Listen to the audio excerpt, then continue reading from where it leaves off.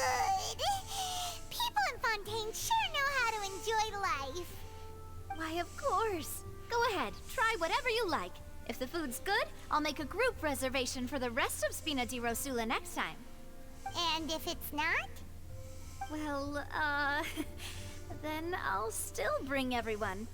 Albeit with only one dish per table. You, sure have your own way of doing things.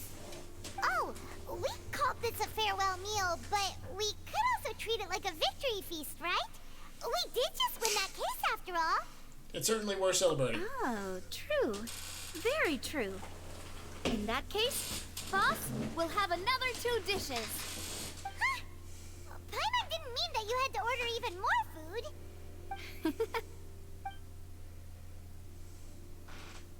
Speaking of cases, do you think that the mastermind behind the serial disappearances will get caught soon now that this has all happened?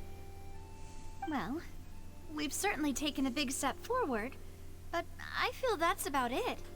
We know that there's an organization that means to dissolve these young women, but we still don't know what they are really after.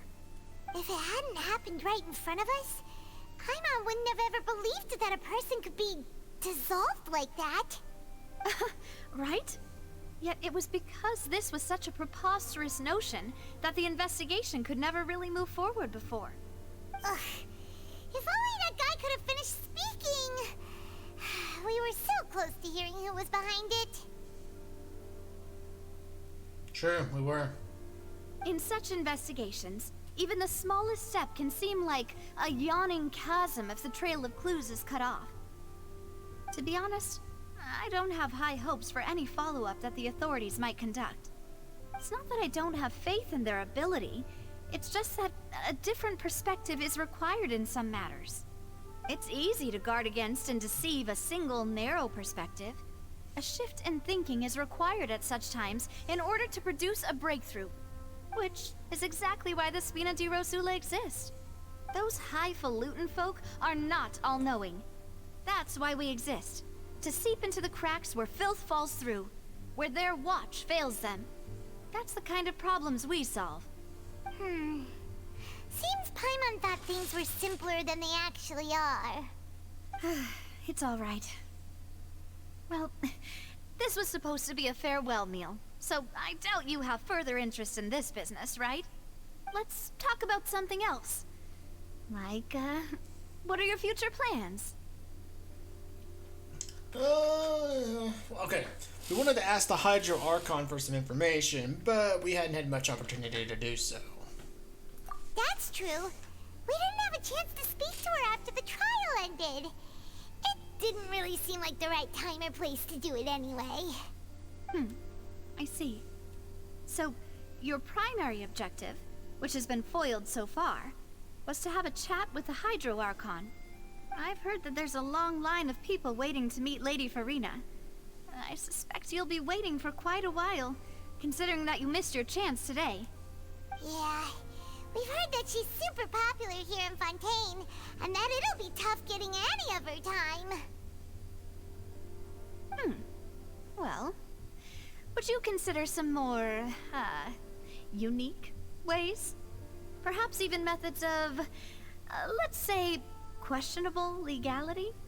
Guess that's What are you getting at? Di Rosula's boss for you. Chock full of sketchy ideas.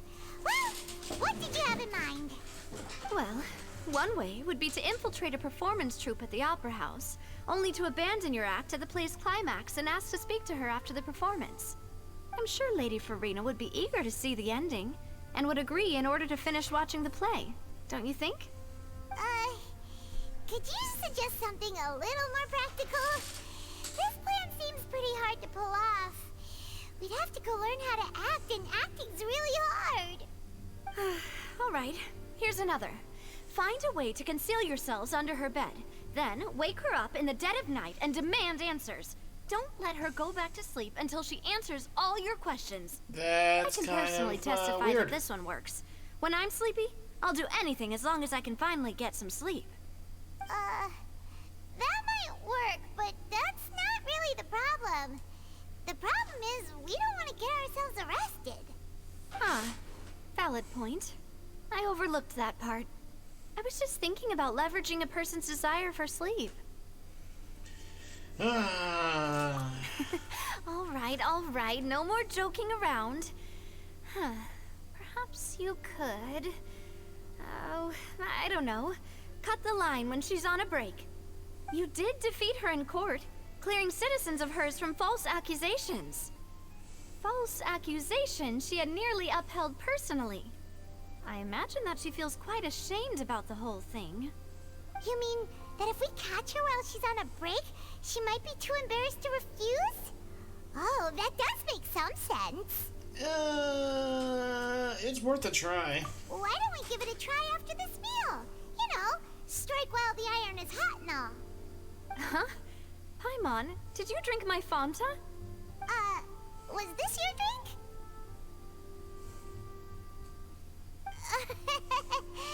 Sorry about that. Paimon wasn't really paying attention and the cup was right next to Paimon. Would you like to order another?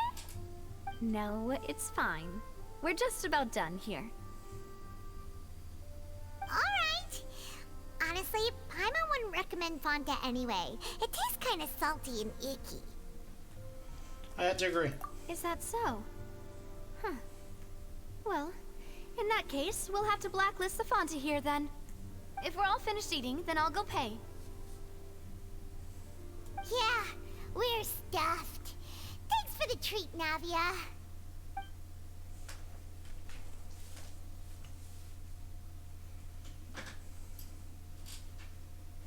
Okay. Oh, so full. Paimon can barely float anymore. You could try walking, you know. That would be so... normal. You know, like you. Okay. As for expenses this month, we're left with... Hey, Navia! What are you doing over there? Oh, nothing. It was just a meal, you know? Nothing the Spina di Rosula can't cover. That was, Paimon's fault. Let's get ready to try to meet the Hydro Archon again. Bye, Navia! So this is goodbye, huh? Well, if you do encounter any other trouble in Fontaine, you're always welcome to contact the Spina di Rosula. I'll give your request the highest priority. In any case, I wish you smooth sailing. I'll see you again, partner. See ya!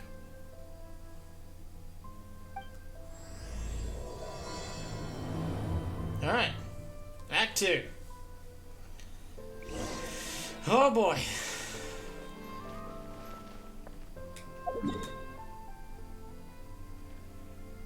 Oh, we gotta go like all the way over here.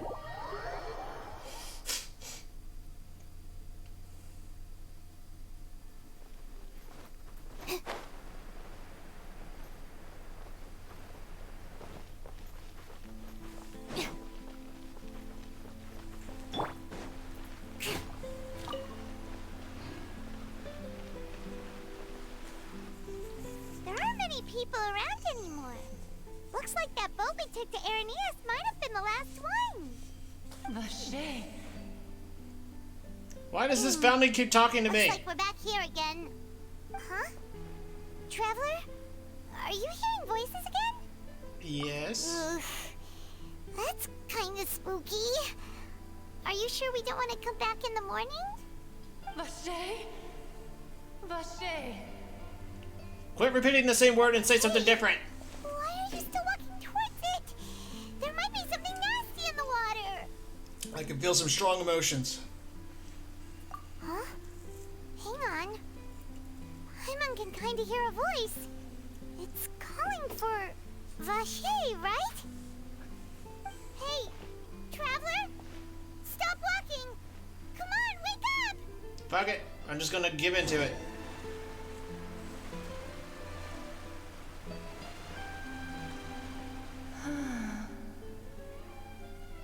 So, where are we? Vache. Are you my dear Vache? You're an Oceanid. No, wait. You seem to be someone else. Do you know Vache? Do you know where my love is? I'm afraid not. Wait. Who am I? I'm very sorry. I fear I do not know. My memories feel like they have been washed away like a flood. So many fragments dissolved amidst the tide, never to be recovered. How much have I lost? How many things that I once held dear while on land have I since forgotten? You were once human? Yes, that is what I was once. But now, I am but the consciousness of one who is lost, therefore. You lost your form? I do not know how I came to be like this either.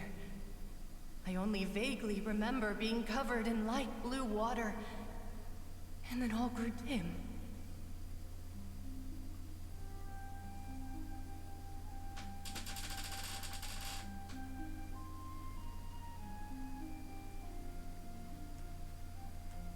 Wait a minute. So are they saying that when people have been... Remember,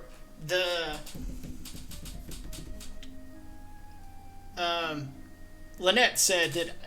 Lenny and Lynette both said that every drop of water returns back to the fountain. Because the fountain is where all water ends up going to.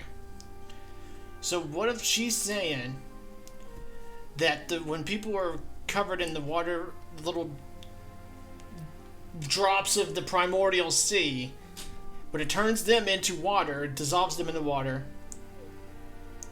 they turn into like oceanid creatures. That has to be it. I also remember going to many places. I loved adventure, loved exploring places of peril. No matter where I went, Vacher would go with me. I knew how dearly he loved me, and I also loved him equally as much. But now, we can no longer go back. The pain of such parting. I never knew how heavy it could be. So you need me to find him? No. Our reunion no longer has any meaning. There is no way for us to create any new memories. The thought of me gives him no succor. So let it lie forgotten beneath the waters. If you meet Vacher, tell him not to look for me.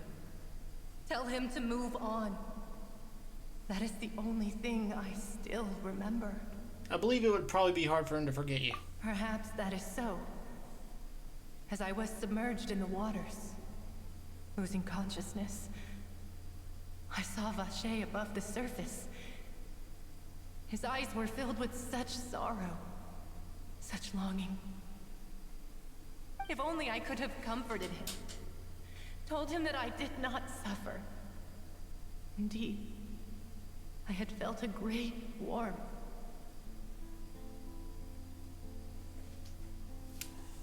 This means Vacher was a witness to the fact that you dissolved. Is that what you call it? Dissolving?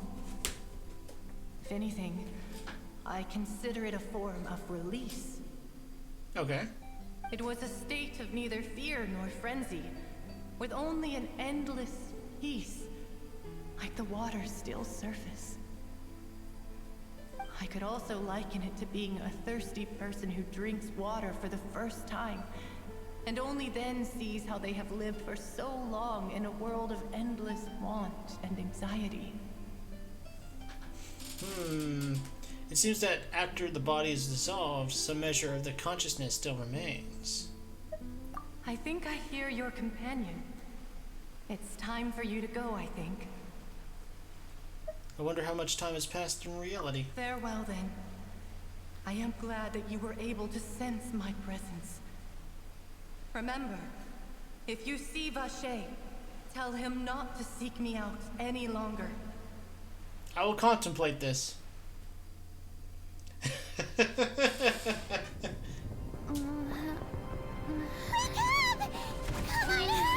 What the fuck is going on?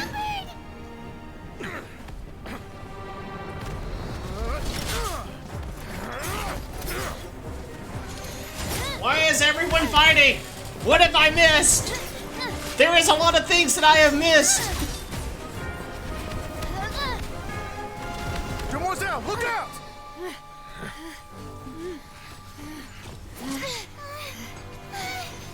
Dear God, it's a whole army of Gardamex.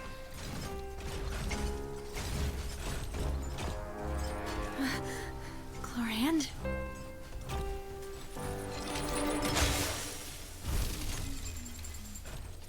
Oh, is she on our side?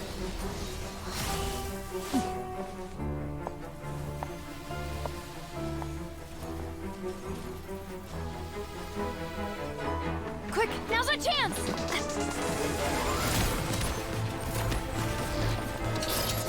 Damn! Holy shit!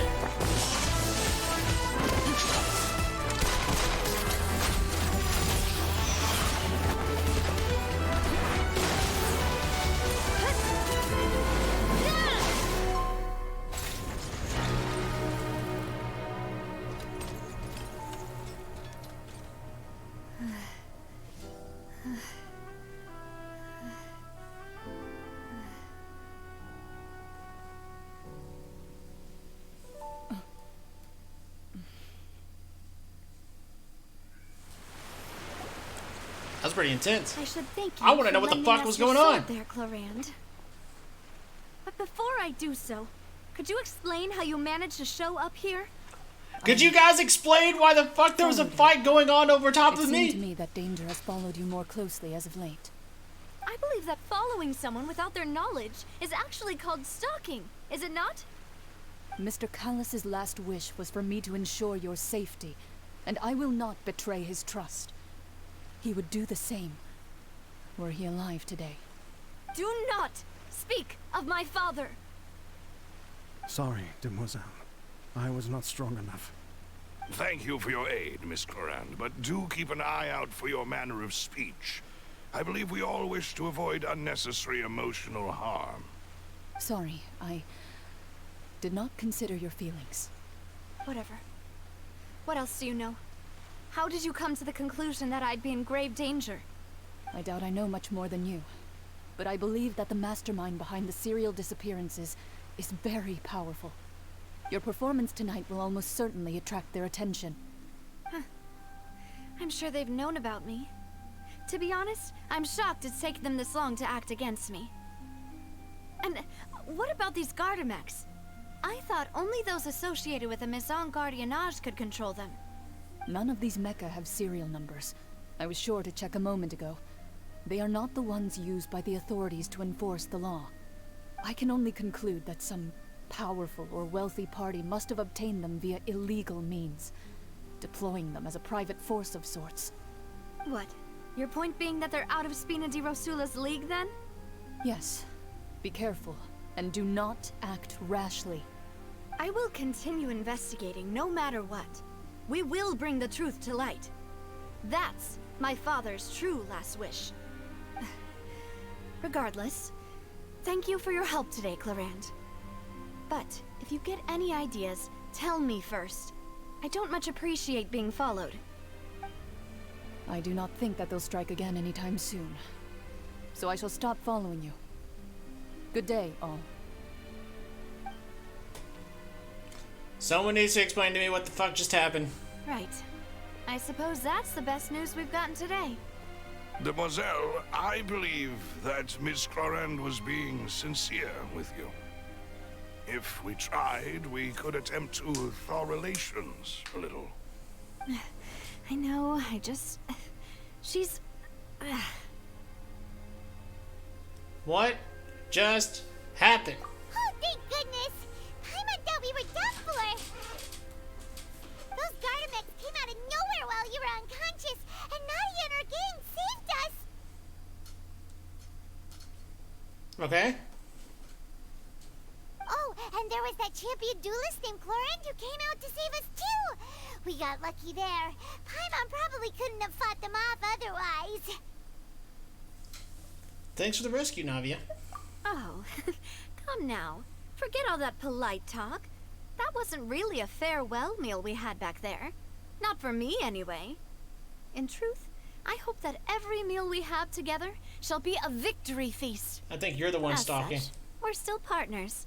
There's no need to thank me. It will take 50 years for me to match Demoiselle's magnanimity. If it were me, I would have joined the Spina di Rosula on account of her goodwill long ago.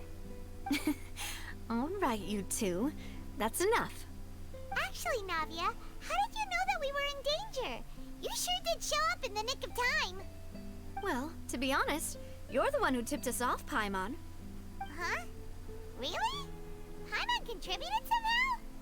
Ooh, Paimon's even more amazing than she thought! That's a rare sight. Yes, all thanks to you grabbing my drink by mistake. How did that help?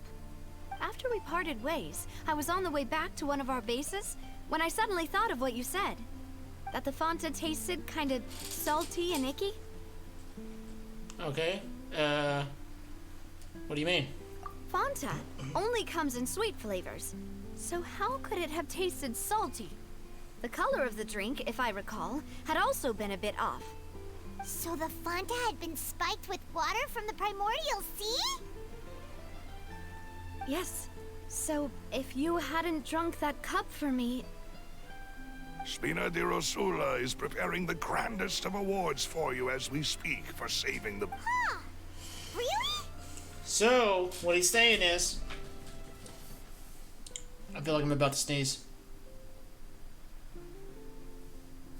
I think I'm about to sneeze. I don't... Okay. So somebody is literally on to Navia, assuming the person that's behind the disappearances. And so Paimon actually saved Navia by drinking the drink, because if she drank the drink, she would have been turned into water or dissolved. So I guess now the person who's behind all this shit is trying to get at us for screwing over their plans, and also trying to get at Navia because she was the original target. But yeah, fortunately, Paimon, neither of us are from Fontaine, so that did not happen. I sent people to Hotel de Boer to investigate, but whoever did this left no trace at all. That's when I figured out that you might be in danger, and hurried here as quickly as I could. What? Why would they go after us too? All we did was defend Linny in court and help clear his name. Ugh, now we're caught up in this mess too, aren't we? Well, you did foil a plan that they were probably pretty proud of, and almost got their name in the process. Speaking of which, did anything strange happen when you drank the primordial seawater? Well, it can't be coincidence that the traveler fainted just now. She said that she heard that voice calling for Vache again. Oh, and this time Paimon heard it too, but it was real faint. Does this situation have to do with the primordial seawater then? The ability to hear voices like that has to do with one's sensitivity to the hydro element. Does that mean the primordial seawater raises someone's sensitivity to hydro when it's used on people who are not from Fontaine? That doesn't sound like too much of a bad thing, to be honest. Also gained some new intel. New intel? While you were out cold? Well, let's hear it, shall we? The voice in the fountain belonged to one of the missing women. A person named Vashera was a witness when she dissolved. Oh, that is important. You tell everyone about what happened while you were connected to the ocean and its Vache. consciousness. That name doesn't ring a bell. I suppose he hasn't stepped forward as a witness in court lately. Since he saw that young woman dissolve, he was at least at the crime scene. But he never gave testimony or any information regarding people dissolving in the primordial seawater. Could he have been threatened? We could try searching for him. Yes, thank you. This is very important information indeed. We will continue to investigate. By we, you mean us too, right? Oh, you mean you'll help us investigate? I guess we're part of this now. We have no Our choice. farewell meal didn't really count. That means we're still partners, right? And besides, we're in this now whether we like it or not. You're not gonna let those people who targeted us get off the hook so easily, are you, Traveler? We'll prove that that would be their biggest mistake. Demoiselle, do try not to look quite so pleased. You are the face of Spina di Rosula, after all. You talk too much. Well, in that case, let's head back to one of our bases, shall we? I'll arrange accommodations for you. We also have some plans to go over, and hopefully we can deepen our bonds as partners. But we'll take that one step at a time, I guess. Don't worry, you two. With us around, our base is definitely secure. Okay.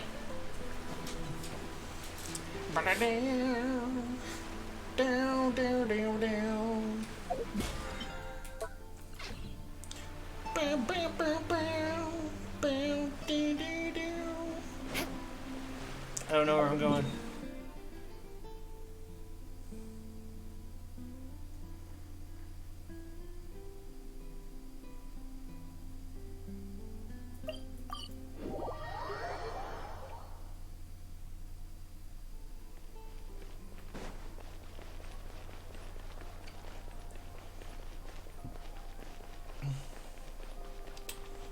Let's see.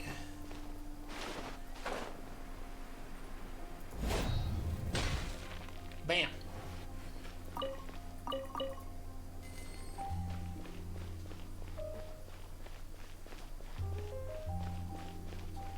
You expect? I know there's got to be like a chest hidden somewhere, like in the fucking corners of shit.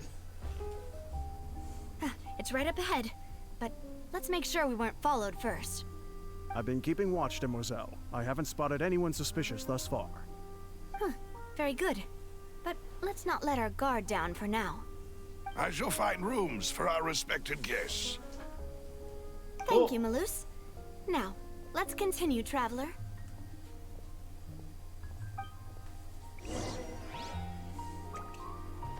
Ha! Bam. Bam. Okay. So this is how we get to the sewers. Alright. Let's go!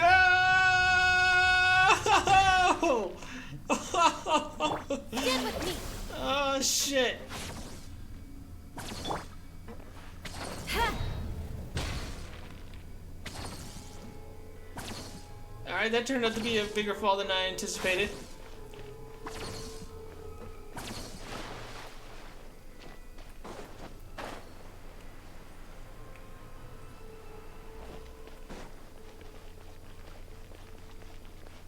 There were a lot of people in the sewers. More speed. Are these people just part of the gang?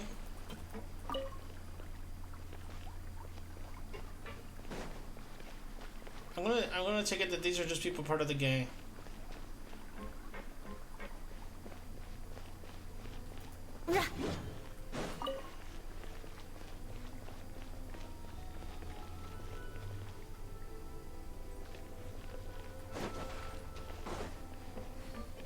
Okay.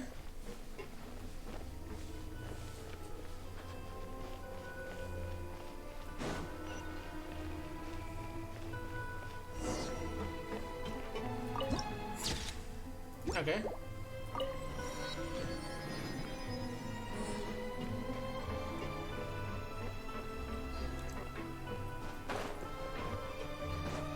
I want to assume this house is eventually going to be someone. There's a turtle. There is a turtle with a name. Okay.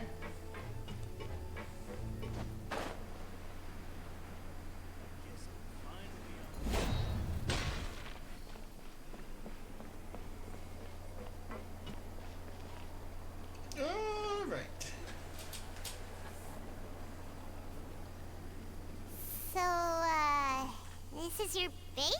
Yes. It's not quite what Paimon imagined. Your accommodations have been arranged. Under the present circumstances, I can confidently say it's the best we have. Thanks. Well, our funds have been a little tight lately. That's After all, Paimon's fault. we don't allow illegal or unethical profiteering. In fact, our funds often come from citizenry who support us. Seems like it's tough times for everyone. But if you have the support of the people, that does sound like it's worth it. To be honest, our financial situation was a lot better back when my father was in charge a few years ago. I'm afraid I'm not quite his equal. Your father... He was the previous boss of Spina di Rosula, right? How did he... Demoiselle, if you'll allow me to explain. No. I'll explain it myself. I suppose I couldn't run from this topic forever. And as partners, this is something I hope they can understand.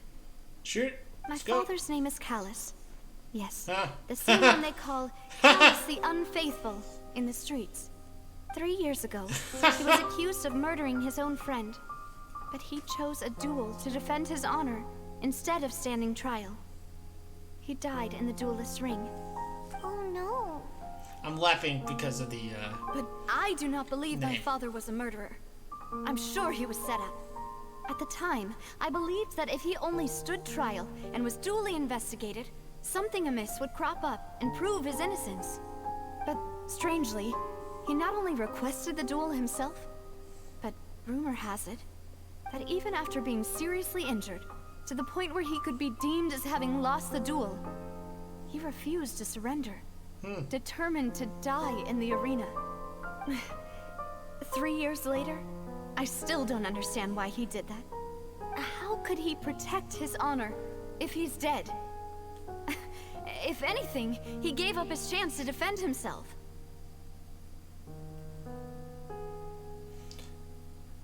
My only question is, was her father a fighter? I mean, obviously, if her father had a vision, then I would assume he was a fighter. But I want to know if he was a fighter at all.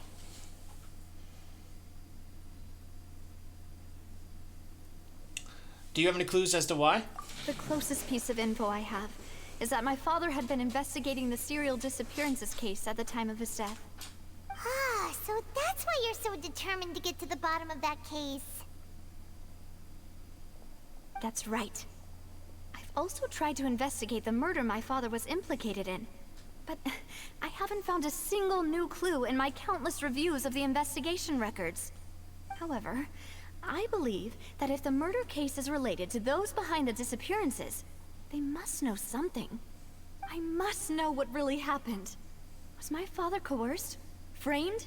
Even if he really did kill his friend, I must get to the truth. If only he'd been more open with me when he was still alive. He even hid the fact that my mother died due to complications when giving birth to me. And now, here I am investigating his death. You really are a handful, aren't you, Papa? Seeking the truth for your family. You know, we're quite alike. We're quite alike in this regard. Demoiselle, please, if there is anything I can do, anything at all. I also will never believe that Master Callus murdered anyone. There are none whom I respect more than the two of you, Demoiselle.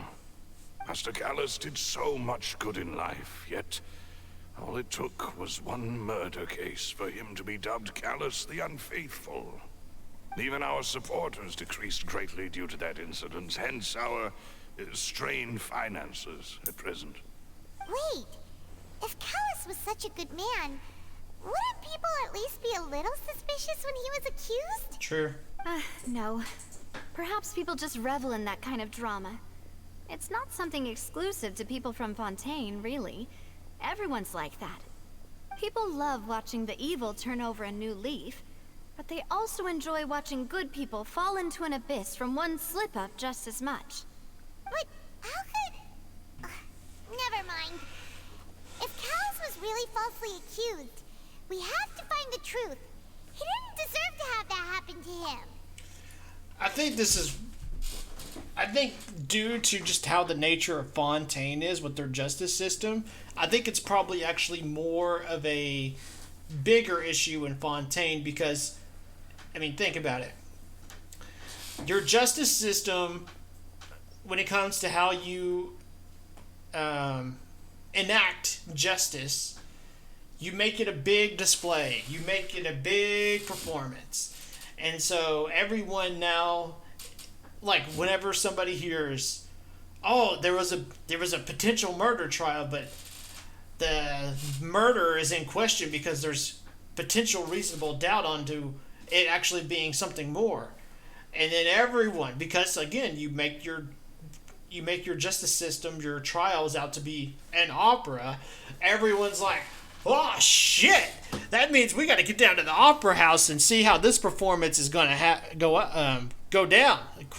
Keyword performance.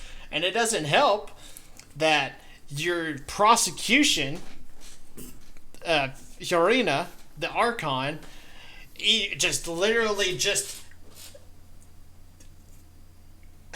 radiates just performance, and then everyone else in the justice system is just literally piling on top of it going, oh hell yeah, let's just do each step of how we go about enacting our justice, but in the most over-the-top way. So everyone's just going to see, oh, this chick's dad killed her best friend, and everyone's just going to lose their minds going, oh, fuck, a new trial. Let's get down to the opera house. In this case, though, it seems like he went the extra route and said, nah, we're going to have a duel. Get me your champion. We're going to fight it out. All right, turn around. Let's go to the Coliseum. That would make, because you treat your trials, your justice system, as a performance, as an opera, no one's going to take it seriously. Everyone's going to trivialize it and just jump on the bandwagon, hoping that this is going to be the most over-the-top thing they've seen since the last one. The last one being the last trial. No one will take it seriously. There is one other thing. Master Callus's opponent in the duel was Ms. Clorand. Ah. Oh, her? Well, then, isn't that as good as saying that she was the one who killed him? No wonder the mood was a little strange between you two. Yeah, that's not the sort of thing that you can just let go and move on from. Miss Clorand has always placed great emphasis on the honorable nature of the duel. If her opponent doesn't yield, she will not stop either. She knew Master Callus beforehand and greatly respected him, but seeing how he was resolute in the arena, there was only ever one choice she could have made. It's not that I don't understand her at all, but I just can't deal with this yet. Don't worry, Navia. Paimon knows how you feel. You don't have to force yourself to do that. Afterward, Miss Clorand told us that at the start of the duel, Master Callus requested that she ensure Demoiselle Navia's safety. That he intended to die in that duel. That means he knew he was going to die. Yes, that is our understanding as well. Oh, Papa. What madness drove you to ask the person who killed you to take care of me? All right, anyway, that's the information I wanted to share with you. Even if it did sound like I was just complaining towards the end. Okay, I understand how important this is to you now. Thanks. You two should go and rest. This was quite a day after all. Yeah, Paimon's feet. Please, relax and get some sleep. We will ensure you rest soundly.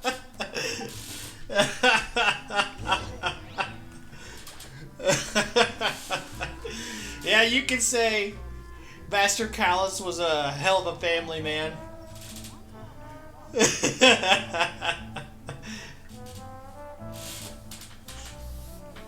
I knew if you were still watching, you were gonna have a good laugh at that name when they said what his name was.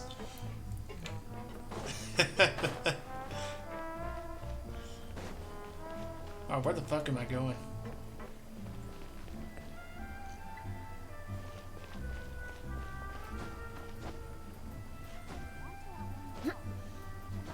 Always following the shadow. That's why you always wear the fucking shadow title. Fuck, went the wrong way. God damn it. Where do you want me to go?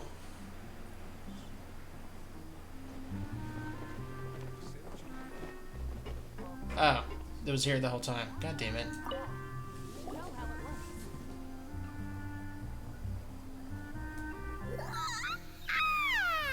Shut up, Paimon. Paimon slept so, huh? Navia? Where did the other two go? I sent them back to Poisson. It's Spina de Rosula's place of origin, and where we have our headquarters. There's not much for them to do here at the moment. Paimon gets the feeling that you're just trying to get them off your back. But never mind that. When did you get back? Were you waiting here the whole time? Kinda creepy? No, I just returned Okay. after going out for a while. I did some investigating yesterday regarding the name Vache. Wait, so you didn't sleep at all? How could I after having such critical new evidence appear? Oh, she's gonna crash eventually. Guess Paimon wasn't speaking for everyone just now, huh? Unfortunately, this name seems to have been wiped from existence. It doesn't seem to have a match anywhere. I suspect that those behind this have already taken steps to hinder an investigation from this angle. But that does prove that this Vache person is a key witness in the incident. Does that mean we're too late, though? No. There is one ray of hope. One place in Fontaine that they would find almost impossible to threaten, no matter how much they wanted to. And that is the archives kept by Chief Justice Navia, a place where detailed files on all the cases in recent years are kept. If the osia you met is one of the young women who went missing recently, we should be able to find some related information there. Okay. So Nervalette maintains an archive of case files? Whew. Guess that's the hard-working Chief Justice for you. In that case, let's go talk to him, shall we? Aren't you coming along, Navia? Did you get tired? No, it's nothing. Let's go see the Honorable Chief Justice. Alright. La la la la la. The truth lost within the rain. With the rain. Whatever. Fuck no, I'm not walking all the way back. I'm fast traveling 100%. The Palais is right up ahead. Come on.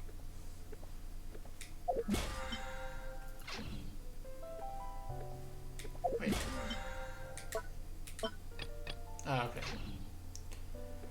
Alright. To the Chief Justice's office.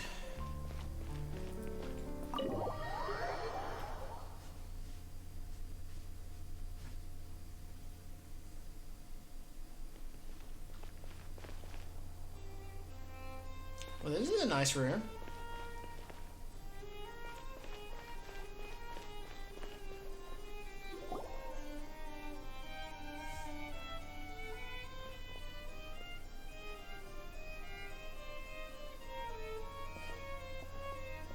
Halt!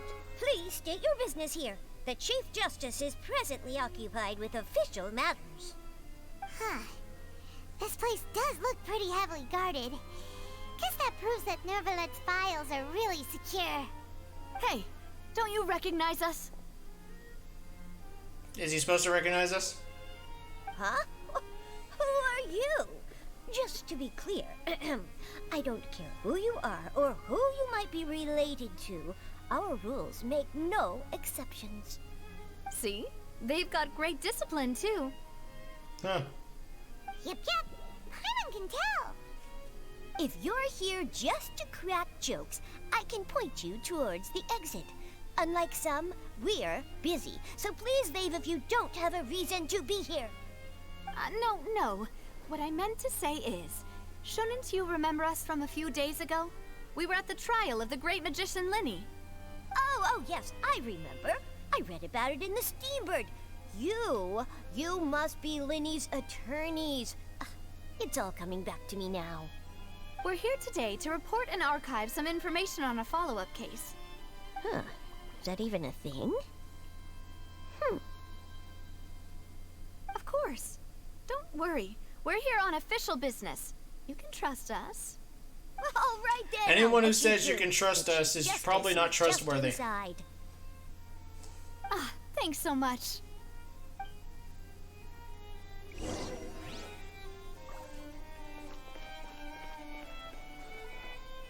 Okay.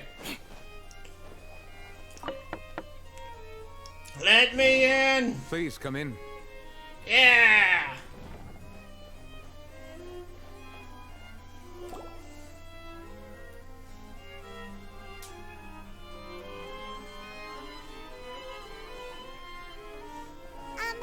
Sorry to barge in, Monsieur Nervalette. We only lied to get in because we didn't know any other way. It's all right. Please let me know how I may be of assistance to you. I will overlook this bullshit.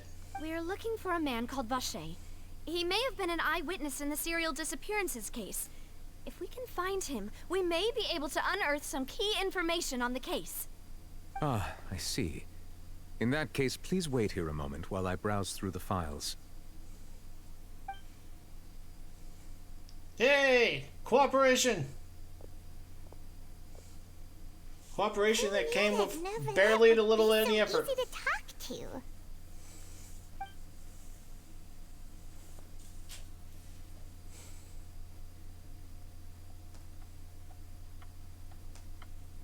Alright, this is getting awkward.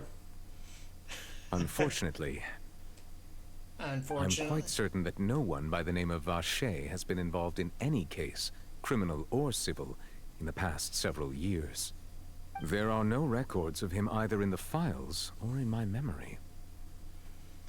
So we're back to square one.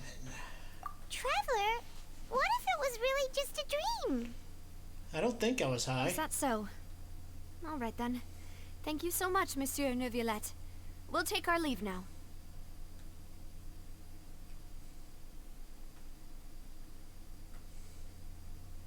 Ahem. Yes. Okay, I thought he was going to say something. Miss Navia, I can understand how you feel. Your father, Callus, was a truly exceptional man. He was an exceptional man. We man. regret his passing. I don't know if I regret his passing, though. And what are you trying to say, Monsieur Neuvillette? Are you trying to console me? Extend your sympathy? Or just express some tendril of regret? No. You are not trying to do any of that.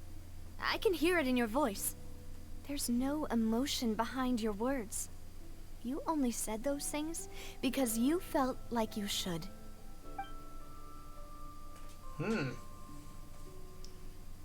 It's just like last time. After my father took his place in the duelist ring, I pushed through the guards to talk to you as a last resort. You even told me then that you thought there was something fishy with the case, yet you still allowed the duel to go ahead. In your eyes, the value of a human life is nothing compared to those cold laws you hold so dear. If you truly regret my father's death, then why didn't you call a stop to the duel? Why didn't you give me the power to stop him from throwing his life away? Why did you just let him die, despised and hated by all? Everything was hanging on a thread at that moment. Just the tiniest effort could have changed everything. There are still so many things I never got to tell him. So many questions he still owes me answers to. If you really have no heart, then just look me in the eyes. I, Navia, will show you the true meaning of regret. I'm sorry, Miss Navia. You and my father are truly alike. You keep all kinds of things in your heart and never say a word to anyone. She's going. It's not so much that you can't feel. She's wrecking that this you dude. would never express anything. Oh well. In any case, everyone already knows full well the apathy of the Chief Justice. My apologies for taking my emotions out on you, Monsieur Chief Justice. Let's go, Traveler and Paimon. It's like, the thing is, she wasn't wrong. She's not wrong. He does have a sense of apathy in his tone. Callous. She was fucking tearing him apart. That was like one of the most, Navia, are you okay? like, verbal, I'm just shredding that I've ever seen of a person. Rain. And the thing is that the motherfucker couldn't even say anything about it. He knew she was right. He had no choice but to stand there and just take it. And give him credit, he took it. He took every bit of that. You're right. Wasn't it still sunny when we went into the building? And there shouldn't be any active trials today. How strange. Now that I think of it, on the day my father was convicted of murder, it was also raining. Rain.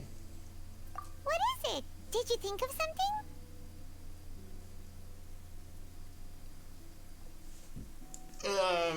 Your father's case, was he outside when it happened? Yeah, he was outside. It was uncovered and the rain could fall there. Why? Do you think the rain could have affected the crime scene? That thought has occurred to us before. We've even expanded the search area to try to account for that, but didn't find anything of value. But there was something you didn't know at the time. Oh? Wait. You don't mean... The fact that people can be turned into water. So if it started raining, and there was a situation where someone got dissolved by the water during that time, the rain would have washed away the puddle of them being dissolved into water. So you're saying that the true murderer could have been turned into water and then got washed away with the rain? Yeah. And if that's what had happened, then no one would have believed your dad, even if he explained what he saw to the authorities. I really think I found a true genius for a partner. You're completely right. How did I not connect the dots earlier? All right, let's go to Poisson. With this new lead in mind, we'll get to the bottom of my father's case for sure. Yeah, we're gonna make progress for sure this time. Do you want to go with me now? Or do you want to head over by yourself later? We should go while the idea is still Great. fresh. Fuck Let's it. go then.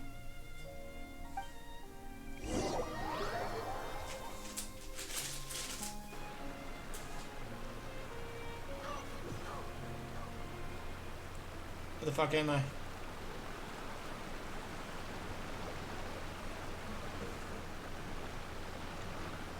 Oh, I know where I'm at. I've only been over here once, and that's when I was fucking around. Alright, we're gonna figure out how Callus died. Well, we know how Callus died, but we're gonna figure out how Callus was framed.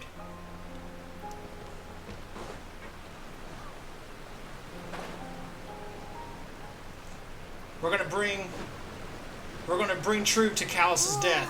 Oh. What a huge Circumstances of his death and crime. Why would a ship be anchored at a place like this? There's no need to be so surprised.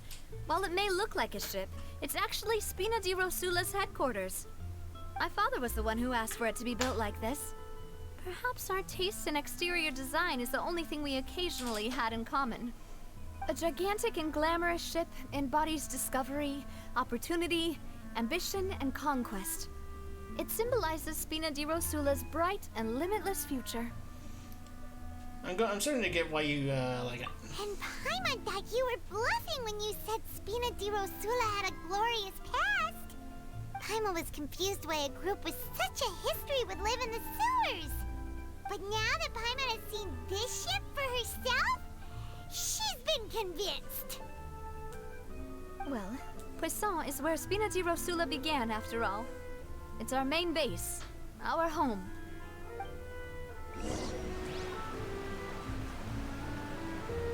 Let's do this!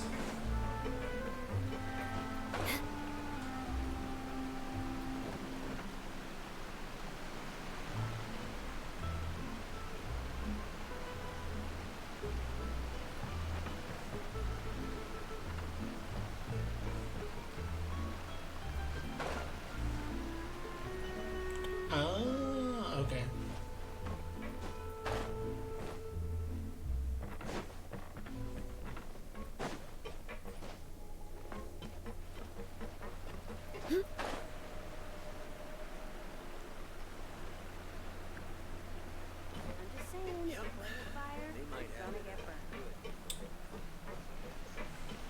Wait a minute, what? Oh, okay. I'd love to start giving this boat some shit.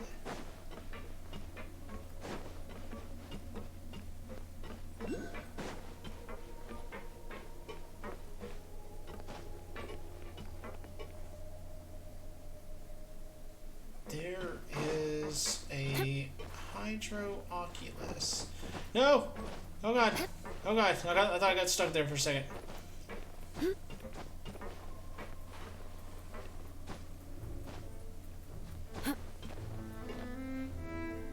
Ah, chest! I can put these to good use.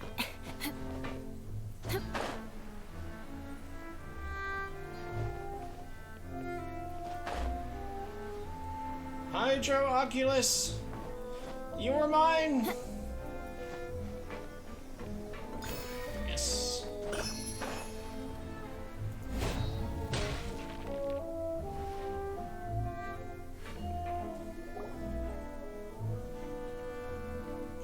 Melus, we're back!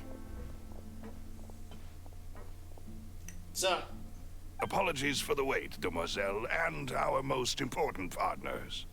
You said before that you still had some business at the court. What brings you back to Poisson so quickly? About that. It's because my partner here reminded me of something really important. You see, what if my father's case had something to do with water from the primordial sea? You still remember, right, Melus? On that night, it was raining? Yes, the case was quite similar to that of Mr. Linney's. Both were what you'd call impossible murders. could the mastermind somehow be the same person? Could you tell us a bit more about what happened before? Yeah, of course. Many years ago, something called synth began to gain popularity in Poisson. What the At fuck a is glance, it was a kind of drink that could excite your mood and produce many pleasant hallucinations. Oh, okay. Wait! Didn't that guard guy who turned into water also mention that the primordial water could be used to produce some kind of potion? Yes, he did. Considering what we know now, it's almost certain that synth is created using water from the primordial sea. Yeah, he said that if the water from the primordial sea was diluted enough with regular water, that by drinking it, you would just basically... It would be the equivalent of just getting high on smoking weed or something. If you drink synth for an extended amount of time, you'll suffer many side effects, such as losing the ability to focus or control your emotions. And if you were to stop drinking it completely, you'll experience flashes of paranoia and anxiety while lacking energy to do anything. It's an extremely dangerous substance. As he oversaw Poisson, my father was compelled to put a stop to synth abuse and called for a complete ban of it. Boss's uncompromising attitude incurred the synth vendor's wrath, but no matter how much they threatened or bribed him, he refused to yield. Not only that, Boss became determined to find the mastermind behind the synth operation, put an end to the problem once and for all. I think it's probably more like heroin. Yes, but the enemy was very cunning. so he could never get anything out of the dealers, all of whom only sold the stuff and weren't privy to the rest of the operation. Recognizing that, my father decided to contact the dealers in secret and cultivate personal relationships with them. Finally, he was able to convince someone to become his informant. The man's name was Jacques. He felt greatly ashamed about his work after seeing many families destroyed by synth abuse. That night, my father hosted a banquet at his countryside estate.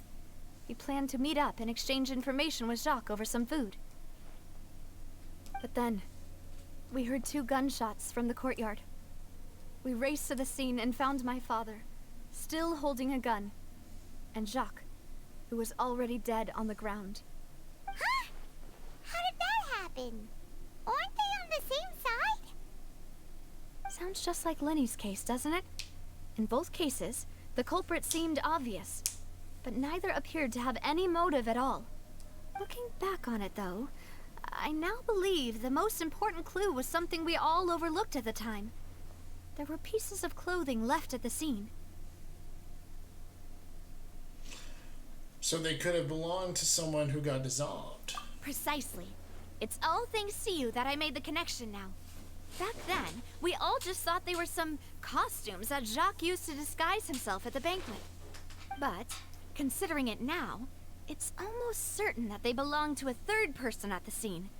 With one extra person, we'll also need to reconsider why the 2 shots were fired. But it's also possible that the third person was to blame. You're right. We still don't know what happened. But my intuition tells me that we're on the right track to figuring it all out. I'm finally headed towards the truth. Jacques was an empathetic man who was infinitely remorseful for his past actions. It's unlikely that he turned on Boss with 0 warning.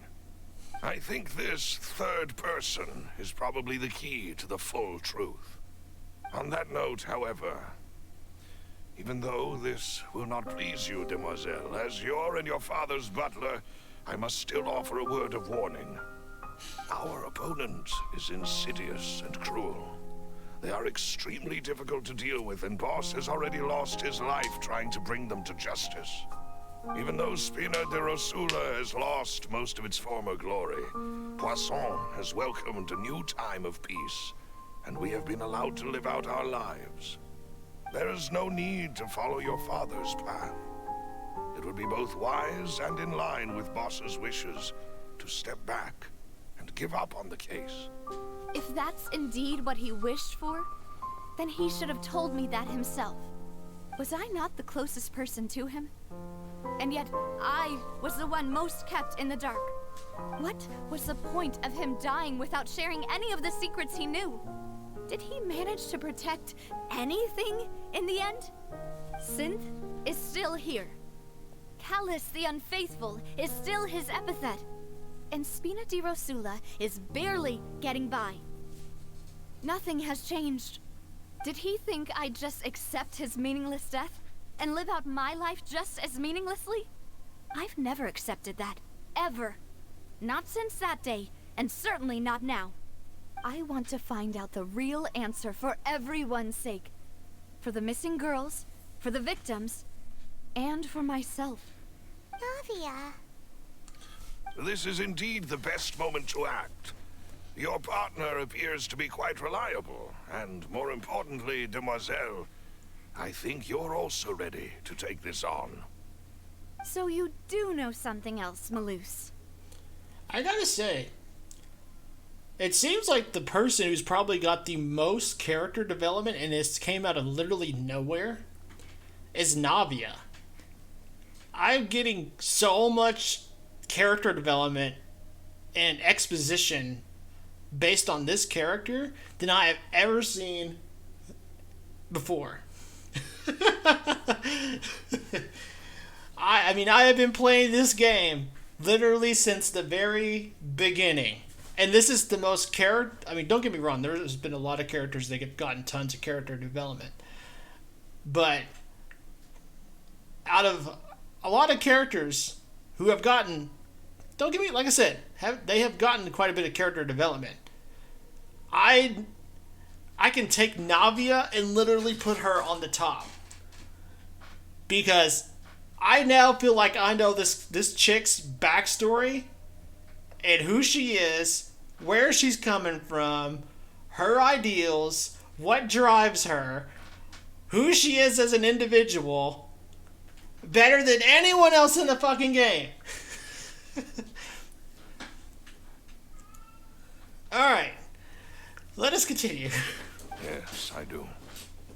In fact, even before that banquet, Boss already knew of the connection between Synth and the serial disappearances case.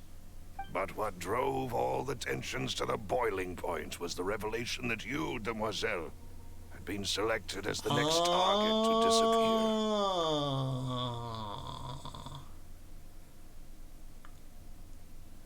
So, the boss, her dad, Emperor Callus,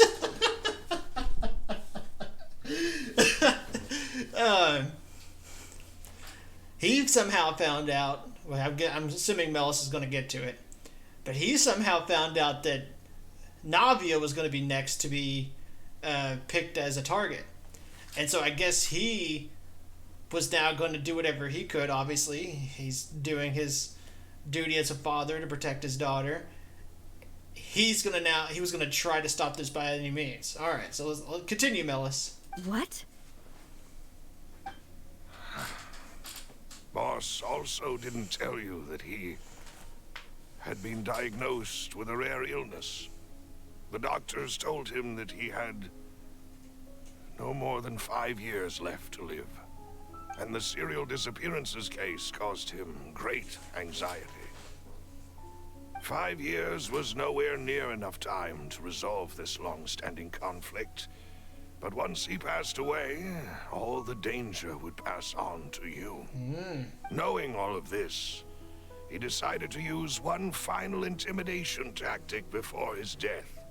He claimed to have already gotten his hands on some key incriminating evidence for the other side, and even told some members of Spina di Rosula about the details. But as long as you remained safe, he would not share the evidence with the public. If something were to happen to you, then he and all those he told would immediately expose all they knew about Synth and the disappeared victims. Right, so nobody would be able to get off scot-free. As we've seen, Boss's tactic has worked. Even though Boss has been gone for a long time, the other side has not tried to take Demoiselle's life. No, I don't believe it. He never appeared to look sick to me. No father wants their daughter to see them weak and haggard, especially someone as proud as Boss. To him, dying in a duel and suffering lasting dishonor as the unfaithful was still far preferable than losing face in front of his daughter. So he chose to die in silence, so that he could protect me. I'm afraid you're not understanding this correctly, Demoiselle. What Boss wanted to hand to you was not a parasol, but a sword. If Boss's spirit could hear you telling me that you want to find the answer for the sake of everyone involved, I'm sure he'd be extremely proud. That fool. Couldn't he have just given it to me straight? No. He might have set up everything precisely because he never thought I'd be able to understand him. Is that the amount of confidence he had in me? And what if I was never able to make it to where I am now? He gave you the choice to live how you want. Yeah. I suppose that's true. With the way he'd set things up, if I had wanted, I could have just lived out my life without a care in the world. But thankfully, he rarely talked to me about complex matters, and thus understood little of me as a person. In this case, he really didn't need to give me an easy way out. Malus, what was the key evidence that he shared with you? It's the location where Synth is produced. Essentially, it's the enemy's headquarters. When he was threatening the enemy, Boss didn't share the specifics of the incriminating evidence he found.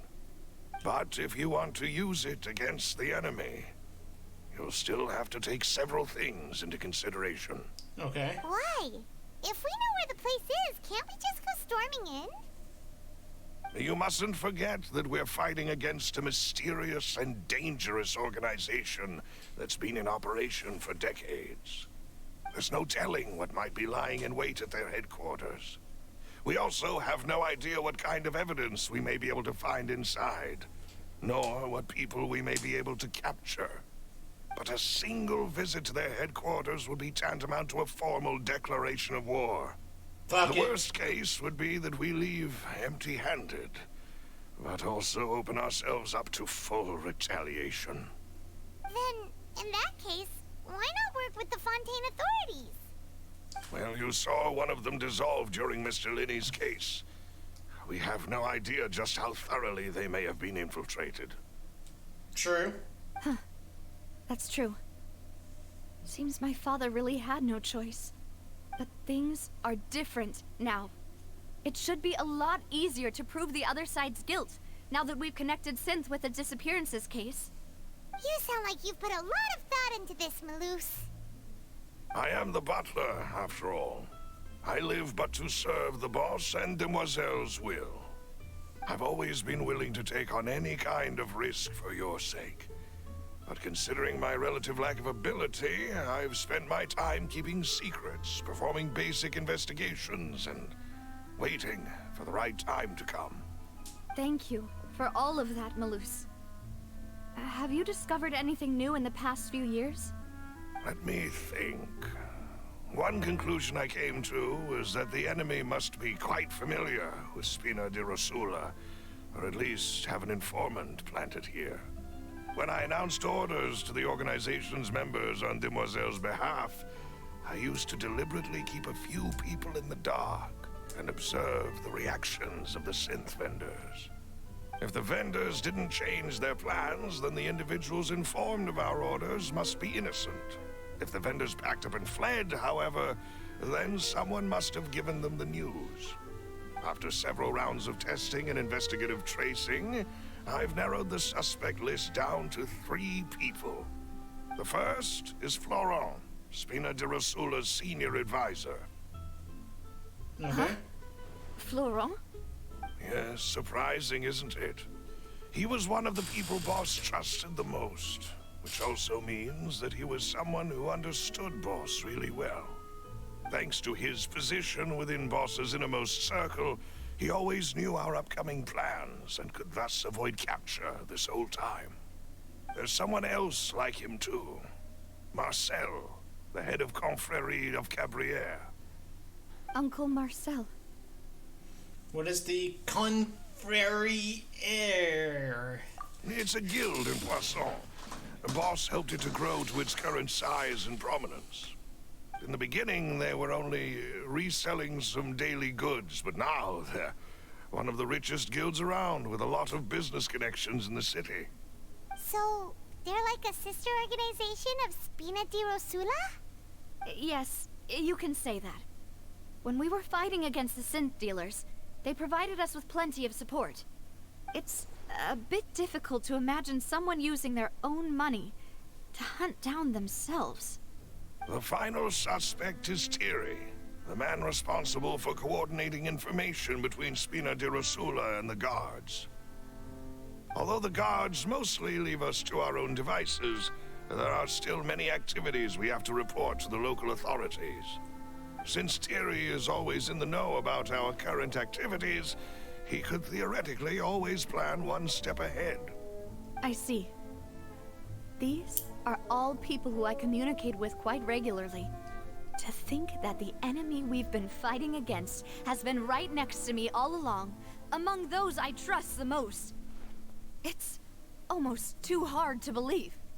If you want to investigate them, please take every precaution to not alert the quarry. Judging from our experience, the enemy is extremely cautious. Of course. And thank you, Maloose. You've provided us with a lot of great information. You're too kind, my lady. I'm just doing my duty. And before I forget, proving Boss's innocence would also mean clearing him of blame in Jacques' death. After that incident, Jacques' wife and daughter were taken into the Spina's care. They still live in Poisson today. If it might help, you could also pay them a visit. I can make the necessary arrangements. Oh, thank you so much, Malus. You really are the best. A new case awaits, my dear partner. Leave it to I me. hope we can work together to uncover the truth and end this case once and for all. Oh shit, we're doing this shit again. Alright. We got a new case. Here we go. Callus's case records. 3 years ago, on a rainy night, banquet goers heard 2 gunshots outside the house. When they reached the scene, Callus had a gun in his hands, and Jacques had been shot and slain. Based on the investigation done then, there was no possibility that anyone could have done the deed and escaped. And Callus was thus adjudged to have been the culprit. Adjudged to have been the culprit.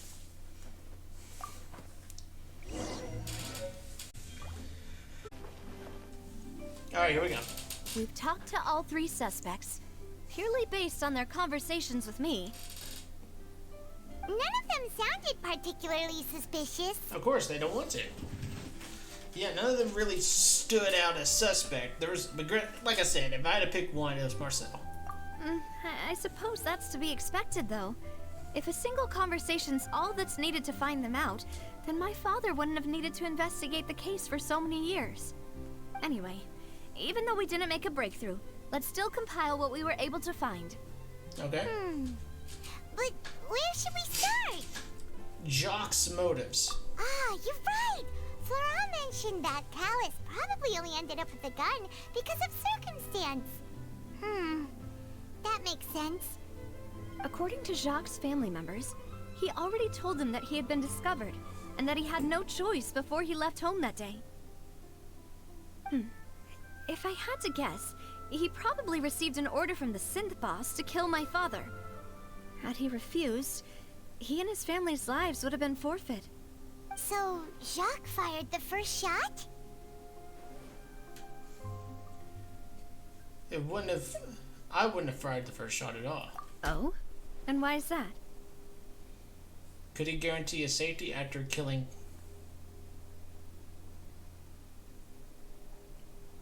Could he guarantee his family's safety after killing Callus? Oh, that's a good point. Jacques probably already knew that he was just being used as a tool for murder. And once he had completed his mission, he'd be of no more use to his boss. Huh. So, what would make more sense from his perspective would be to turn his back on the order and seek protection from my father. Seems the third person was the one who derailed everything. Makes sense. But without evidence, that's still just a theory. Besides Jacques, the attack from the Gardamex has been bothering me quite a bit as well. It's obvious that our enemy has become more antsy after the secret of the primordial seawater was revealed. Do you think he knew, even then, that we'd follow this lead to the end? Given everything that's happened since, it's quite possible. But who among the 3 suspects would have the ability to control privately owned Gardamex?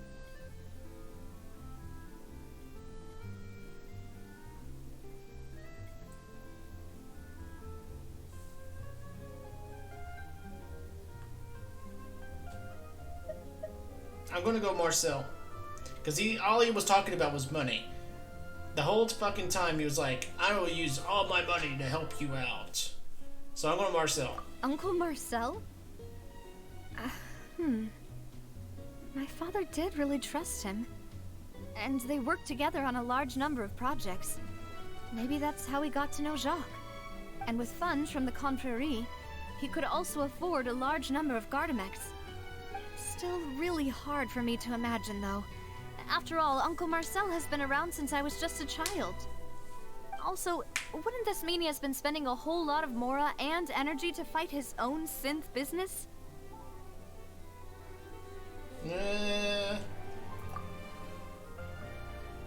Alright, so...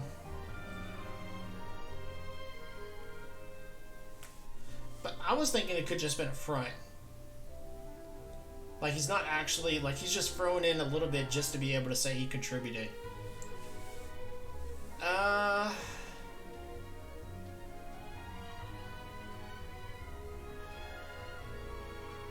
guess we'll go Florent then. He was the only other person that could potentially be suspicious. Florent?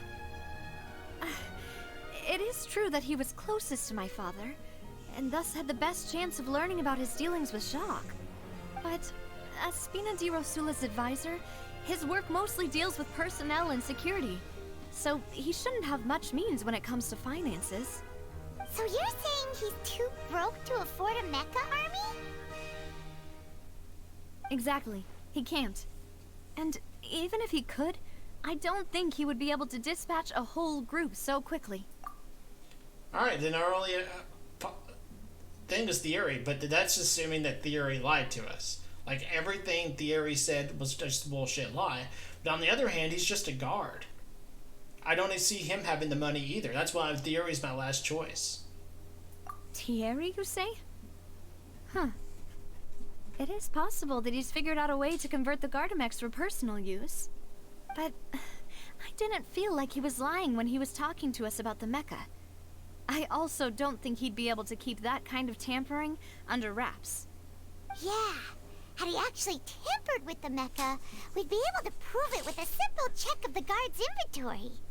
If the mecha were taken from the guards, it should be pretty easy to find out when and how that happened. So what basically we're getting to is none of these... What could it be? I think...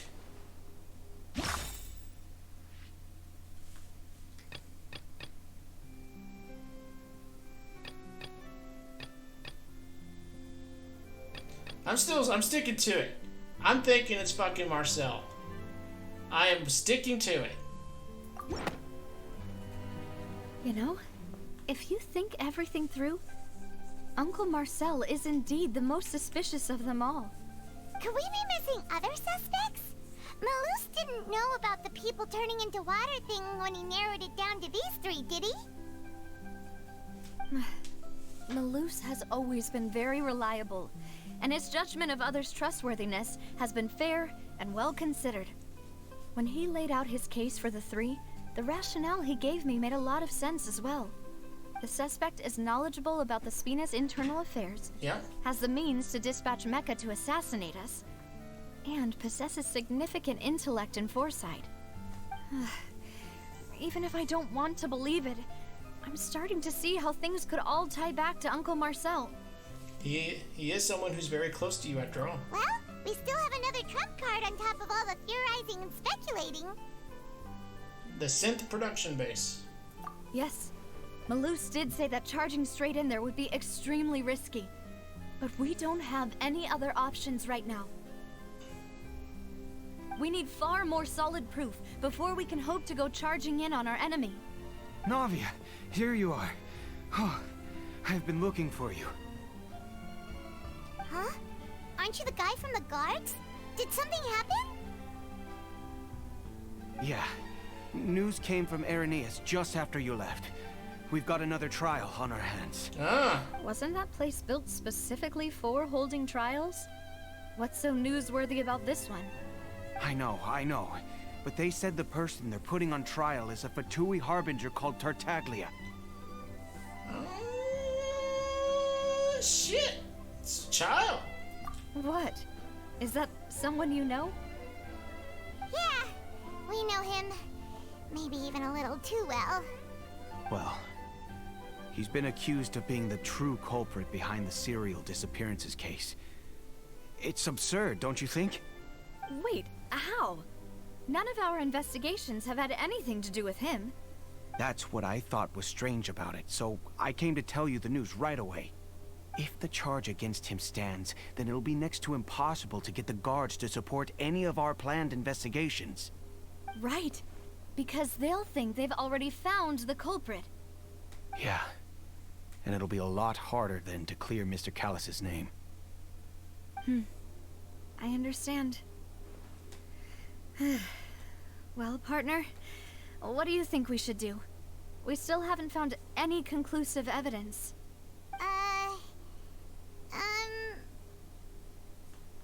Let's split up. Huh? Split up? What do you mean?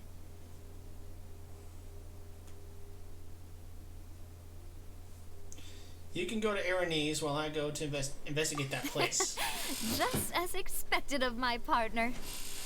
Since this is a trial about the serial disappearances case, the culprit's attention will be focused on Aranese, leaving his home base wide open. You're right. This is our best opportunity. All right then, let's do this. I'll stall them at the Opera House and charge Marcel as the true culprit. I won't have any chance of making that charge stick, though, unless we find more evidence. It'll be up to you to make it back in time and hand the decisive evidence to me. Give it to me. We'll help you, just like you helped us in Linny's trial. Demoiselle, please allow us to accompany you. I'm ready. Ah, Malou, Silver. When did you two get here? We heard that you'll be leaving Poisson and figured that you might require our assistance. It's our hope that your confidence will be bolstered with the two of us by your side. Thank you so much. Then, let's make haste for Aranese. Paimon, Traveler, I'll see you at the Opera House. See you then! Alright. Suspect analysis.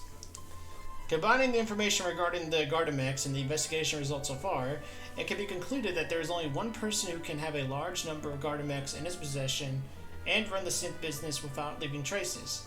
This person is none other than Marcel.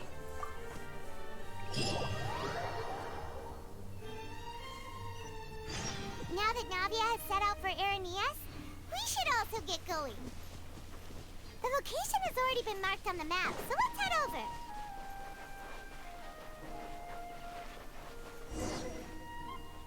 Huh. According to Malusa's info, the synth production base is underwater. Let's go and try to find the entrance.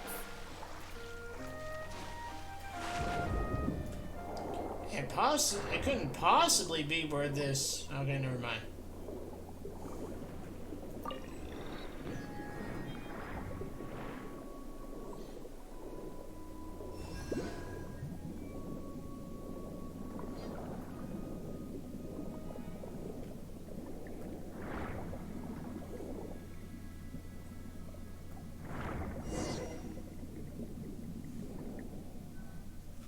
Finally found it!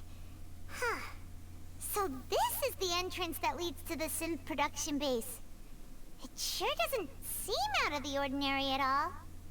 Yeah, but I'm sure, I'm sure what we find inside will be extraordinary. You're right. An important place like this is bound to have a ton of protective measures and mechanisms. Navia's probably arguing up a storm right now to stall for us. Meanwhile, inside the Opera Epiclese.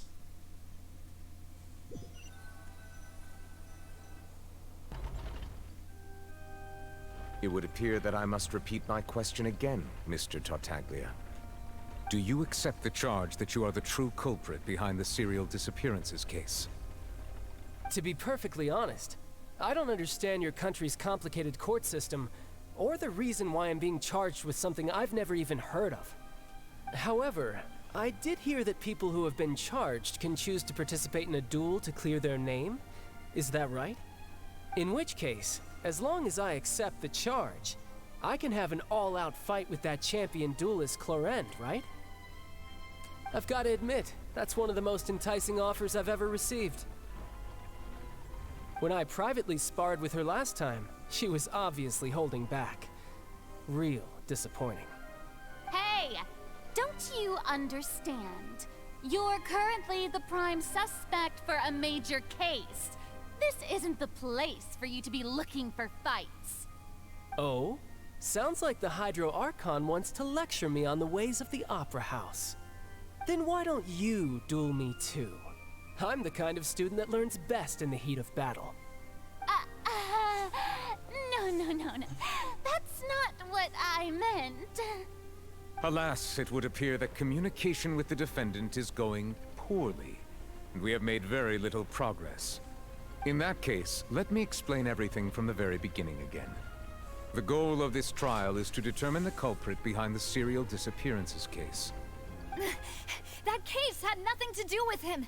You've got the wrong man. Huh? What's going on? Why is she interjecting again? I told you it couldn't be one of the Fatui harbingers. Miss Navia, this is the second time you've interrupted the court proceedings.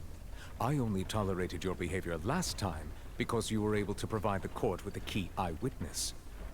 But that was an exception rather than standard court protocol. I can very well charge you with contempt of court for your interjections. Oh, please. Did you ever think I had any respect for this place's pointless theatrics? We can put that discussion aside for now. I'm not here to argue with you. I'm here to charge the true culprit behind the serial disappearances case. And if my charges prove true, then Tartaglia here will be proven innocent by default, correct? Oh, a young lady has charged in and offered to clear my name. How fascinating. Well, I'd gotten half bored to death by all these rules and procedures anyway, so I'll take you up on that offer. So, Your Honor, is there nothing else for me to do now? You may take a seat for now in the audience, but that doesn't mean the suspicions against you have been lifted. Now then, Miss Navia, who is the person you would like to charge instead? That person is...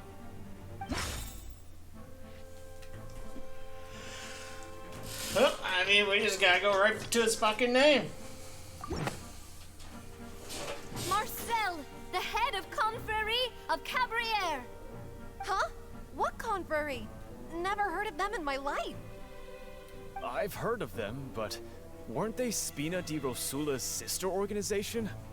Oh, is this going to be a friends to enemies type situation? Please let me remind you, Miss Navia, that charging someone is an incredibly serious matter. Committing to the charge also means taking on the legal responsibilities associated with it. And if the charge fails, depending on the circumstances, you may also be charged with the crime of making a false accusation. Knowing this, do you still wish to charge this man? Yes, I do. In that case, I declare the charge to be valid. Miss Navia and attorneys, please take your places on the court. Members of the guards, please contact Mr. Marcel right away so that he may stand trial.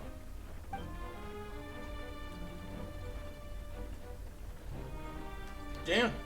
Mr. Marcel, you will not require an attorney. Is that correct? Apologies.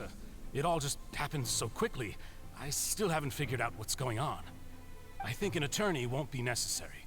This is probably just a misunderstanding between me and Navia. Very well. In that case, since both sides have now arrived, Miss Navia, please present your charges. I would like to take everyone back to 3 years ago, to the case of Callus the Unfaithful. Only through elucidating what really happened in that case can we connect all the dots for the serial disappearances case. Navia, do you really think that I was the one who killed your father? Come on, why would I do that? Callus was my benefactor, and remember both you and I only ran to the scene when we heard the sound of a gun. If that's enough to make me a suspect, wouldn't that make everyone at that banquet a suspect as well? I think there's no point in getting into the specifics right now. The audience doesn't even have the big picture yet. Even I'm struggling to remember some details of that case. Exactly correct, Your Honor. I must refresh everyone's memory about that case before I can explain my charge and reasoning. I see. In which case, I will recount the findings about that case as originally recorded by Maison Gardiennage.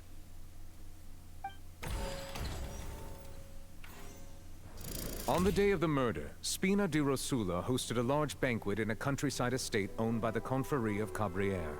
Okay. During the banquet, all attending guests heard 2 gunshots from the courtyard.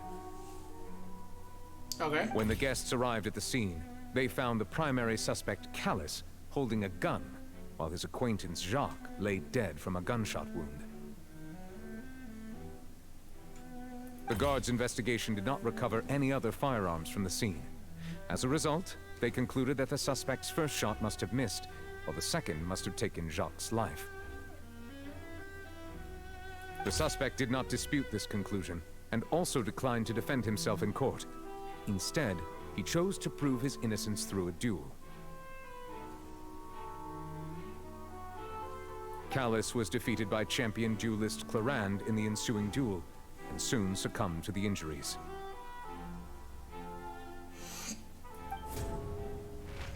These are the known facts about the case. All right. The one with the motive to kill was Jacques, not my father. And even so, Jacques still had no reason to pull the trigger. In truth, the third person shot Jacques first, and was shot in turn by my father when my father seized the gun from him.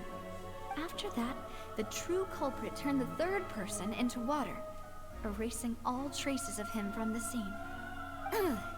Thank you for the summary, Your Honor. Of course, the guard's conclusion appeared quite sensible to us at the time.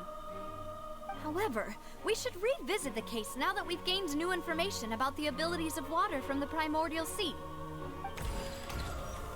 Alright, Navia's turn. Alright, on the day of the murder, Spina del Rosa hosted a large banquet in the courtside estate owned by Confriere of Cabrera. That much is true. During the banquet, all attending guests heard 2 gunshots from the courtyard. According to the investigation, Callus, who had a motive to kill, murdered Jacques for his betrayal. But is this really true?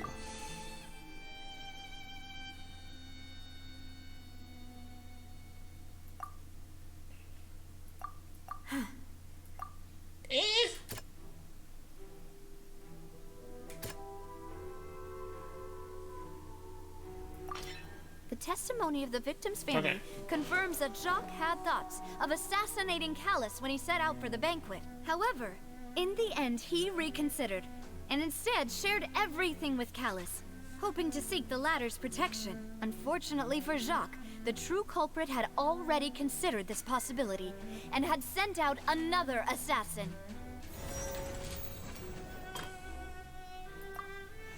Let's see here. Damn it.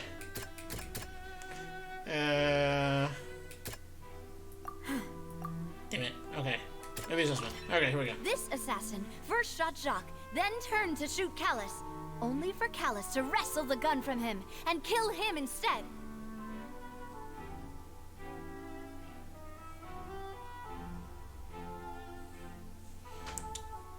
And then we get to this.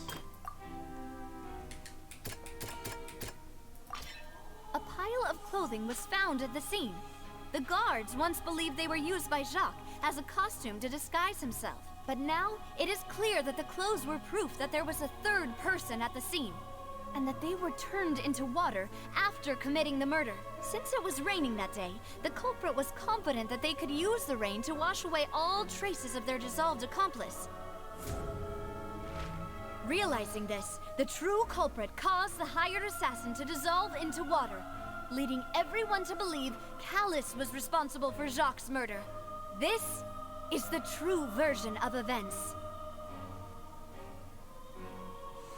Seems legitimate to me.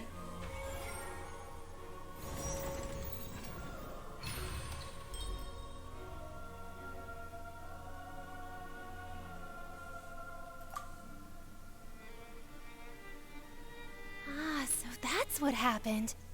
Wait, you're telling me something as dangerous as water from the primordial sea has been used for all these years? And nobody knew. What a great theory. It also explains Callus's and Jacques' respective motives. I guess they didn't shoot each other after all. Mr. Marcel, you are the one being charged with the crime. You should provide a rebuttal if you wish to prove your innocence. Ah, but I think I agree with everything Navia just said. In fact, there was nothing in her speech that directly implicated me. Then, may I ask some questions? In my opinion, we primarily need to determine 2 things. Okay. 1, do you have the evidence to back up your claims? I'm afraid not. At least not at this very moment. Boo! If you don't have any evidence, you should just go home. I may not have the evidence with me, but I know where I could go to collect it. If we look up the deserted clothes against a record of people who went missing around the same time, we should be able to find a match. Considering the serial disappearances case, the guards probably kept careful records of all missing persons from around that time, regardless of age or gender. That makes sense to me. Monsieur Neuvillette, I would consider this to be a reasonable investigative direction. Why do I feel like Furina's acting a little differently today? Maybe she's scared of embarrassing herself again? Alternatively, she's become more diligent after charging an innocent citizen in the last trial. That's true. She My might be. second question has to do with the ensuing duel. If the truth is indeed as you described, then why didn't Mr. Callis explain himself in court? Yeah. If he had testified that a person had been dissolved, he could have at least mounted a defense. I thought about this too, and the answer is actually pretty simple. He felt there were things that were more important to him. The dissolving power of water from the primordial sea is an important secret for the true culprit of the serial disappearances case. My father could have exposed it for all to see, but he chose to take it to the grave. At that time, Spina di Rosula was in dire straits, and his reputation had already been shattered. He had no guarantee that going forward with the truth would allow the culprit to be brought to justice. What was certain, however, was that it would paint a gigantic target on my back. Boss once told me that Demoiselle had already been selected as the next target of the serial disappearances case. What? If the secret had gotten out, the culprit would have fought an all-out war with Espina right there and then. I wouldn't have been the only one in danger. All of us would have stood to lose our lives. Of course, the guards might eventually figure out the truth of the matter and determine that we were in the right. But what good would that do? How can a hollow verdict protect anyone? Had this opera house ever given my father any kind of confidence in its brand of justice, Spina di Rosula would have had no reason to exist. But by staying silent, we retained the ability to deter our opponents and continue the stalemate. I was able to become Spina di Rosula's president, which made me harder to target, as well as giving me more time to grow and learn. And once I have figured out the truth and stepped up to the challenge, I will do what this opera house cannot, and restore my father's truth and honor back to him. So, you mean to say, your father intended to die in the duelist's ring? That's right. Do you have any proof? Of course. Okay. All you need is to ask his opponent, Clarand. I don't need your apology, your guilt, or your support from the shadows. You don't have to do anything for my sake. But since he entrusted his will to you, Clarand, you should tell us the truth about his sacrifice. So, during the duel, did you believe that Callis was intending to die? Yes, I did. As a champion duelist, I've fought many battles and taken a countless number of dishonored lives. In my line of work, I've seen all kinds of people give their all for the faintest hope to continue living. Some were determined, others passionate, and some even manic and twisted. Just one look and I can tell if a duelist is hoping to live or if they're looking to die. I hereby swear on my name and honor as a champion duelist that Mr. Callis never intended to leave the ring alive. Since that's your testimony, I have no more questions. It appears there really are good grounds to reopen this case. I concur. However, Miss Navia, you still have not explained the link between your father's case and the serial disappearances case. Right? What she said was fascinating, but kind of beside the point. Wait, weren't they just talking about the serial disappearances case? Of course, Your Honor. The two cases are connected via a matter of timing. In my father's case, the culprit intended to kill both Jacques and Callis. As a result, they planned to act after hearing 2 gunshots. And at the end of Linny's trial, the culprit also only dissolved the victim in front of everyone because they realized they were at risk of being identified. The culprit could only time their actions so precisely if they were already at the scene. Coincidentally, Marcel attended both the banquet and the trial. So that's why you suspected me. Even after hearing your reasoning, I still can't help but find it a little preposterous. I'm used to it, though. You've always been an impulsive and sentimental child, Navia. It's one of your most endearing traits. Okay, well, what's your rebuttal? No need to appeal to pathos. I won't try to refute your points one by one, but even if everything you just said was true, can you prove that I was the only person present at both events? On top of that, does a person have to be physically present to control the timing? Can't someone remotely monitor the place? I don't know what you can say to that. I know that even with that, you might still think you can reduce the list of suspects with some further investigations, until I'm the only one left on the list. Alas, who won't feel at least a little hurt by an accusation of murder from a girl you see as your own daughter? But if I were to dismiss this completely, you'd also think I'm not being considerate of your feelings. Ah well, let Uncle Marcel teach you another lesson. Do you know what the biggest flaw in your reasoning is? What is I that? suppose you're gonna tell me anyways. It's timing again. I'm a businessman by trade. From that standpoint, there's no reason for me to kidnap young women. It's a high-risk action with nothing to gain. In addition, I left my home in Snezhnaya when I was young to come to Poisson and work in some trade. My business only thrived when I received Callus's patronage. But the disappearances began before I ever stepped foot in Fontaine. I do apologize, Demoiselle. This was my mistake. No, it's not your fault. I'm sure he had come prepared.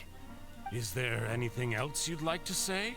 Would you like to check the date of my first business license against the first known case of the serial disappearances?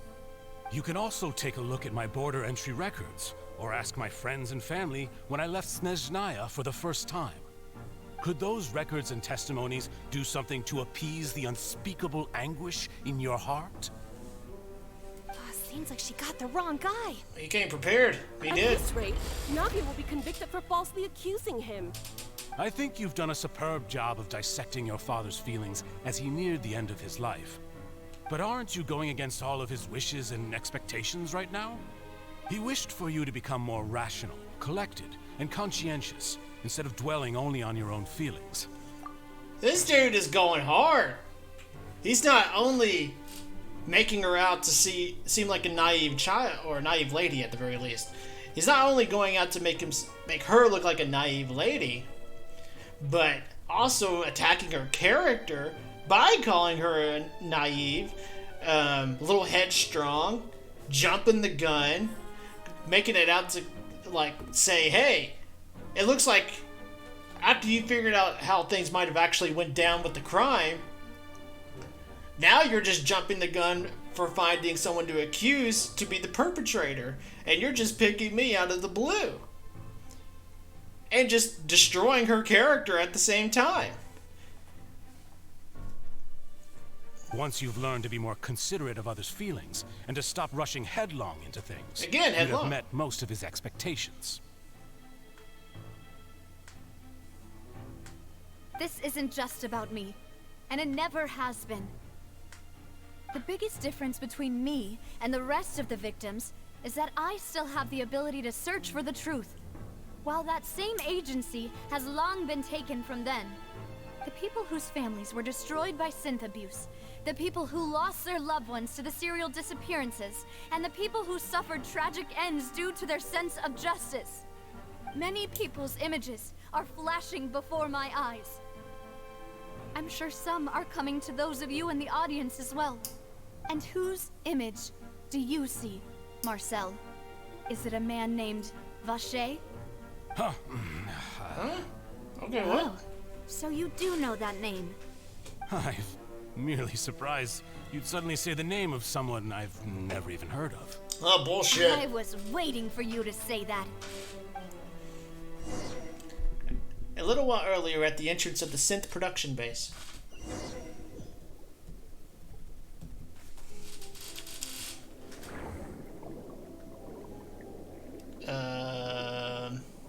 I guess we go this way. Okay, nope, we do not go this way. Oh, we go up, okay.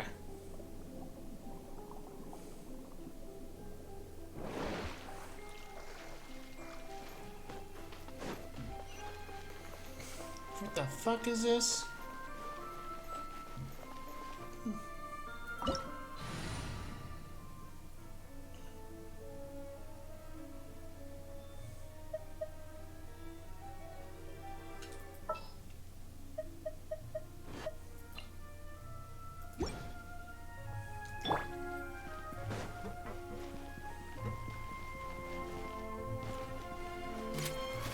Precision strike! Huh? Yeah. Our bond is strong. Over here. Beg for mercy.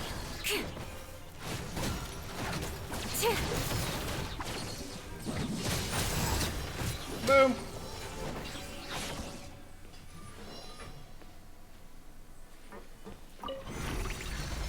I have no idea what I just did. Whoa! The floor is going up! Is it because of this mechanism in the middle? That guy really prepared a lot of stuff for this place.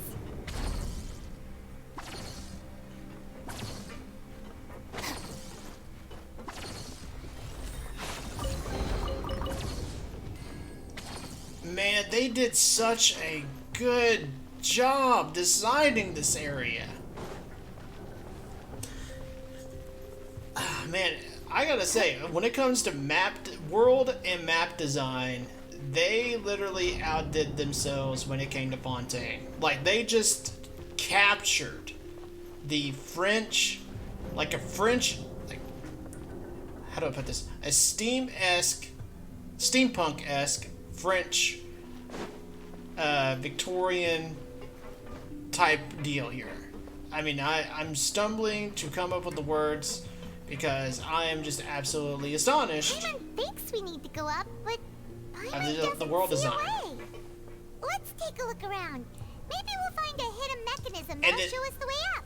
And then right here, you still got the steampunk-esque vibes, but then you add the aquatic nature of being, like, I mean, we literally are underwater, and it just beautifully comes together. Like, when it, again, world and map design, they nailed it.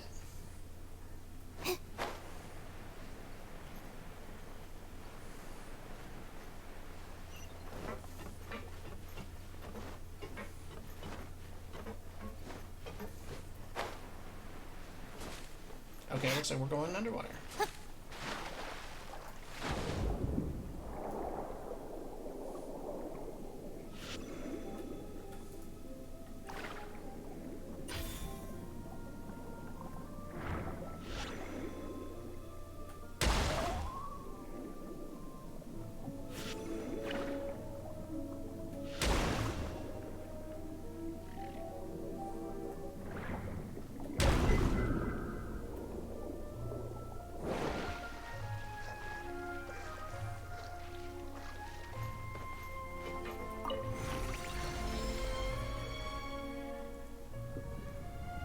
Okay.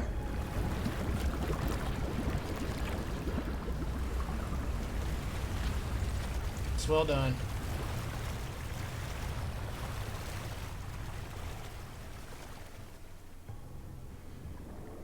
The water level is rising. Now we can swim to the top. But this is still a ways away from where we need to go.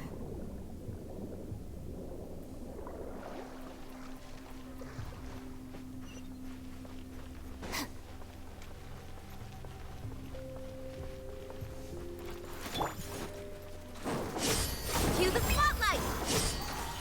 Engaging! Shudder!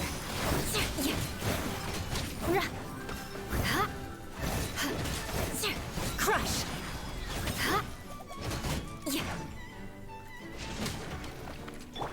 Boom. You had your chance. Beg for mercy.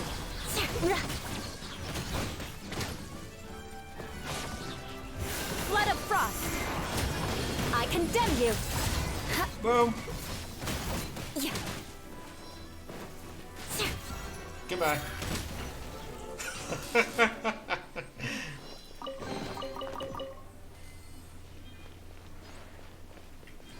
Stand with me.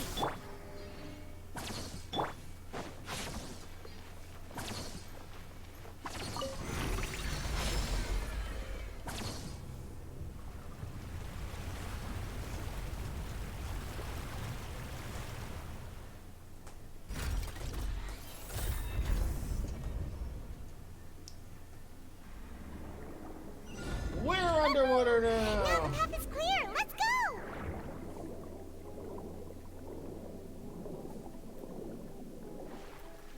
What do I do with jump underwater?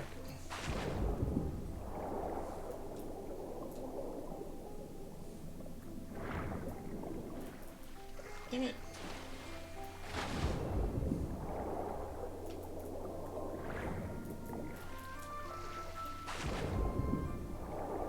Trying to master the underwater jump.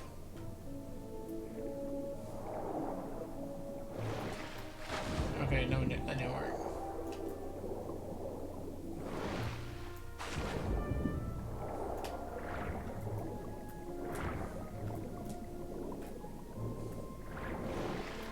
Damn it.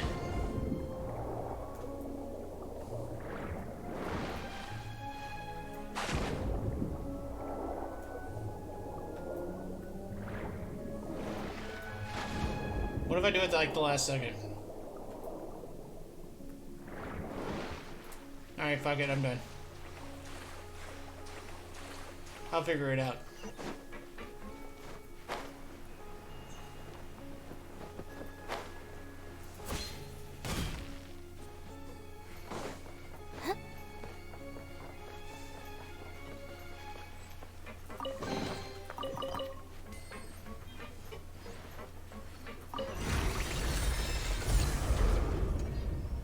Alright, we got 2 mech guards up here.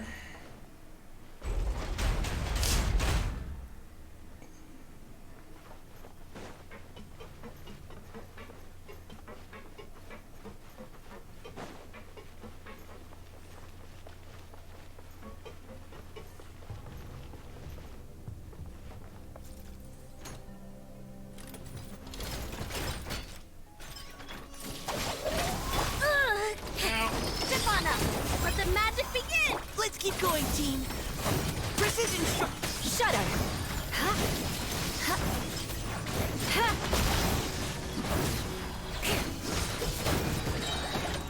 Freeze to the core.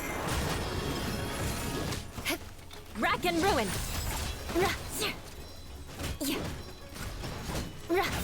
Move!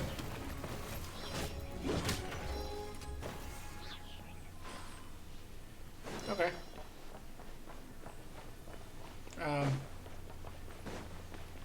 Well. I guess I win. I would have thrown like another wave in there. Oh, I thought I almost died. Oh, I thought I almost died. Oh, I almost lost my shit there. After all that, we finally made it to the innermost sanctum. Though, as expected, the mastermind isn't here. He's being charged by Navia as we speak. That's right. Then let's hurry up and find some evidence so we can get back to the Opera House and help Navia.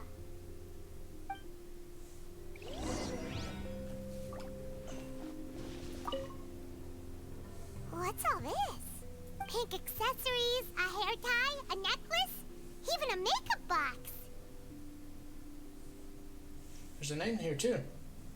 Oh, Paimon sees it too, but why are all these cute things labeled with different girls' names? It's probably the girl, like the belongings of the girls that were kidnapped. Huh? You mean the girls from the serial disappearances? They were brought here? And then they were turned into water. And all the boxes of things. These names. That means... Oh, this is terrible. The missing person's possessions. You discovered objects with the containers labeled with the names of those who owned them within the depth of the HQ. The names here must have something to do with the victims in the serial disappearance case. This might be proof that this was their final stop.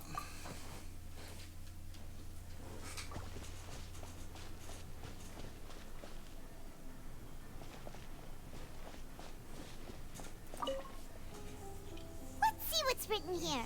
Nothing escapes Detective Paimon's eyes. Callus. Navia's father. Oh, this seems to be an investigation report on him. It's probably related to his and Jock's case. Yep. It's about finding someone to assassinate Jacques and Callus because of a lack of confidence that Jacques himself would go through with it. This should prove the existence of the third person, right? True. Is there anything else? Because I'm unable to read for some reason. We still have not determined the exact content of the key information Callus has passed on to certain members of his organization. The old dog's a real menace to deal with. Even if he abides by the promise he's made to us, he will still have the upper hand. He can act whenever he wants to make our lives miserable. The only option left is to remove him from the picture entirely. I concur. Let's send someone to kill him. He won't declare war as long as we don't touch Navia. Oh, seems like we've got a bunch of correspondence between the higher-ups. They planned this well in advance. They're all just so evil. Callus's investigation report. Clues concerning the Callus's case that were found inside the bookshelf. The mastermind did not believe that Jock would do the deed, and thus sent a third party to ensure Callus's death. The content that followed also defined the culprit's motive to some extent.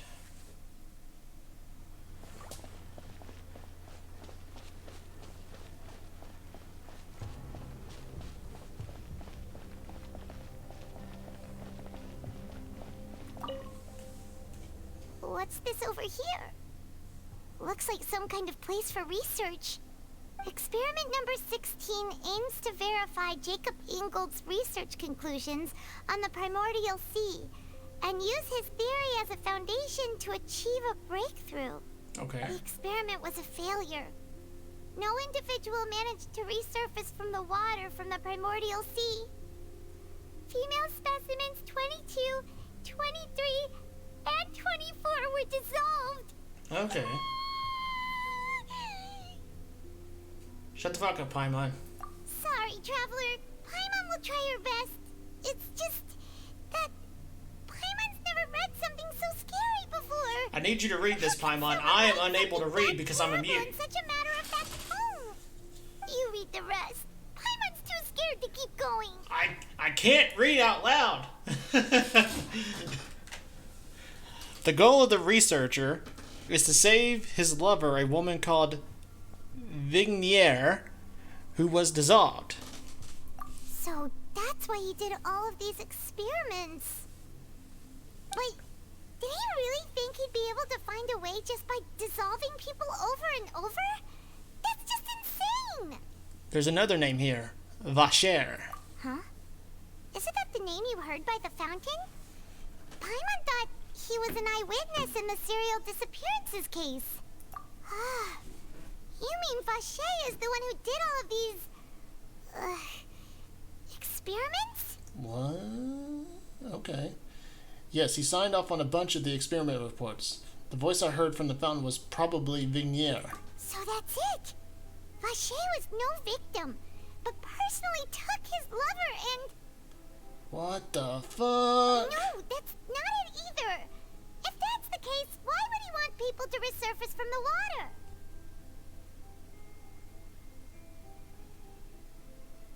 So right now we're under the assumption of... Okay. There's the possibility that Vacher took his own wife and put her in these fucking experiments. This is fucked up. Why are they just doing women, by the way? Alright. There must be more to this than meets the eye. In any case, Paimon will write it all down. Alright. Vasher's experimental records. Experiment number 16 aims to verify Jacob Ingold's research conclusions on the primordial sea and use his theory as a foundation to achieve a breakthrough. The experiment was a failure. No individual managed to resurface from the water from the primordial sea. Female specimens 22, 23, and 24 were dissolved.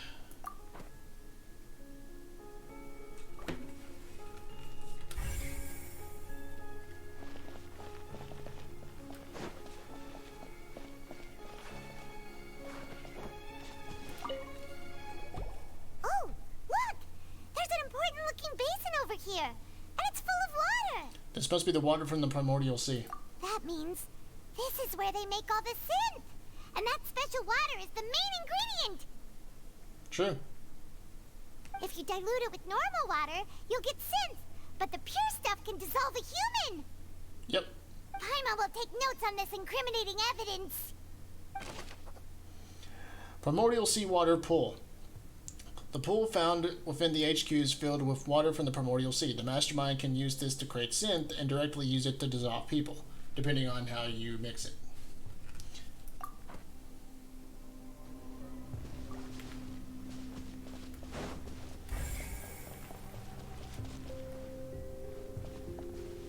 Okay, we got one last one over here. Whoa! There's so much synth here! And so many bottles of ingredients that probably just contain the waters of the primordial sea. There's so many. Mixing in progress. Ready to drink? Stock sample? Huh. They've also got all the synth pretty clearly labeled. Whoa! There's even fruit-flavored synth? Fruit-flavored synth. Well, that definitely proves that this is where they produce the synth. Yep, it's super obvious. Synth. A popular potion circulating quite widely. It gives the drinker a very pleasant experience for a short time, but the side effects are equally strong. The producer uses the special characteristics to earn a massive profit from its trade. We've looked at almost everything here, and it seems like our theories were spot on. But who really is this Vasher? Yeah, we haven't found anything that reveals his true identity. No wonder even Nervalette wasn't able to find anything. Whoever it is probably destroyed everything to do with that name a long time ago. That way, even if we bring all this back to the opera, we won't be able to identify the true culprit. Wait a minute. What if... Alright, I'm going to spitball a theory here. And I've been kind of mixed on my theories. My whole Lenny theories have been terrible. I was completely off on all my Lenny theories. But what if Vasher is actually the dude that we're suspecting all along? The guy that the guy that's Uncle Mallory. I think that's his name, Uncle Mallory. What if he's Vasher? What if at some point a long time ago in his younger days he created a new identity for himself? That way no one would suspect him because he changed his identity to Mallory, created his whole backstory for himself that he is from Shiznaya. He came to Shiznaya to start up a business in Fontaine, created all these things to back up his identity. That way he has like reasonable doubt to prove that he is who he is, quote unquote. But like I said, in actuality, he is Vasher. And like I said, he's only throwing these things at Navia to say, hey, I am who I am because I have all these documents that are actually fabricated documents. Clever, but maybe not clever enough. Let's go look again. Sure thing. Paimon won't admit defeat to this guy either.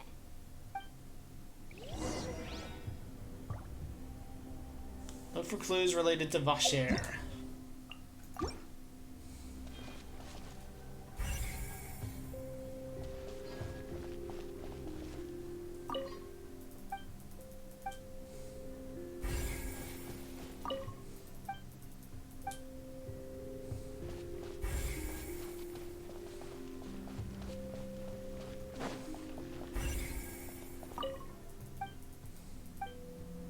Nothing. Nothing.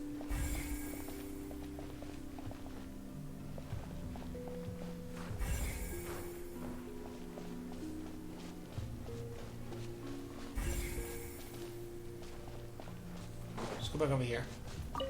Okay, we'll go back to the chest with the stuff. And Paimon will take this side. Check everything carefully. We'll find something for sure.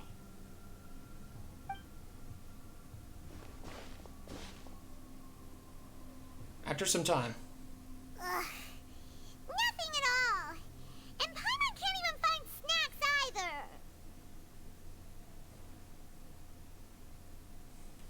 Paimon, I found it. Whoa, really? Let Paimon see. Vinier. Isn't that Vacher's lover's name? Then you found her diary.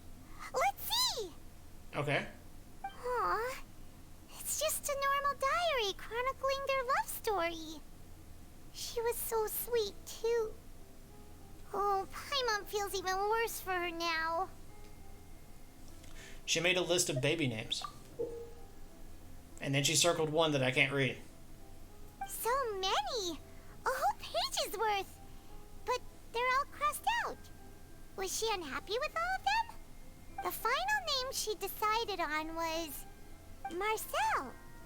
Oh. Wait, but Marcel's pretty old.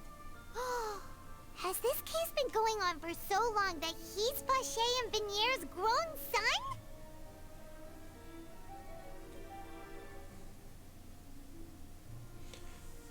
Or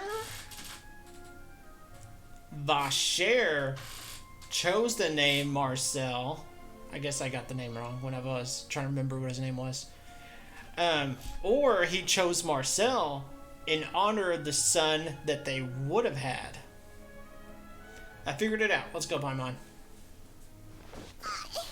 Hey! Paimon still hasn't figured it out yet. Vinier's notebook. A notebook belonging to a lady named Vinier. She records many stories of her time with her lover Vacher. On one of these pages, she prepared many names for their future child. And the name she settled on in the end was Marcel. After attending the final piece of key evidence, she raced back to the Opera Epiclese. And whose image do you see, Marcel? Is it a man named Vacher? Huh. Oh, so you do know that name. I'm merely surprised you'd suddenly say the name of someone I've never even heard of. I was waiting for you to say that. Navia! We're back! As expected of my partner. I just knew you'd return in the nick of time. Just how often do you intend to flout the rules of this court? It's all right, Monsieur Nervalette. Given their confidence, I expect they've found the crucial evidence. You say you never heard of the name Vacher. God damn it.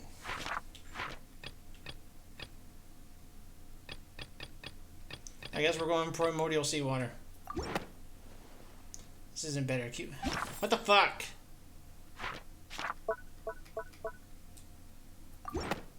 Here we go. But the truth of it, Marcel, is that you've always been Vache. Aha! I got it! And I'm not a mute! And we did the whole Ace Detective point. Of course.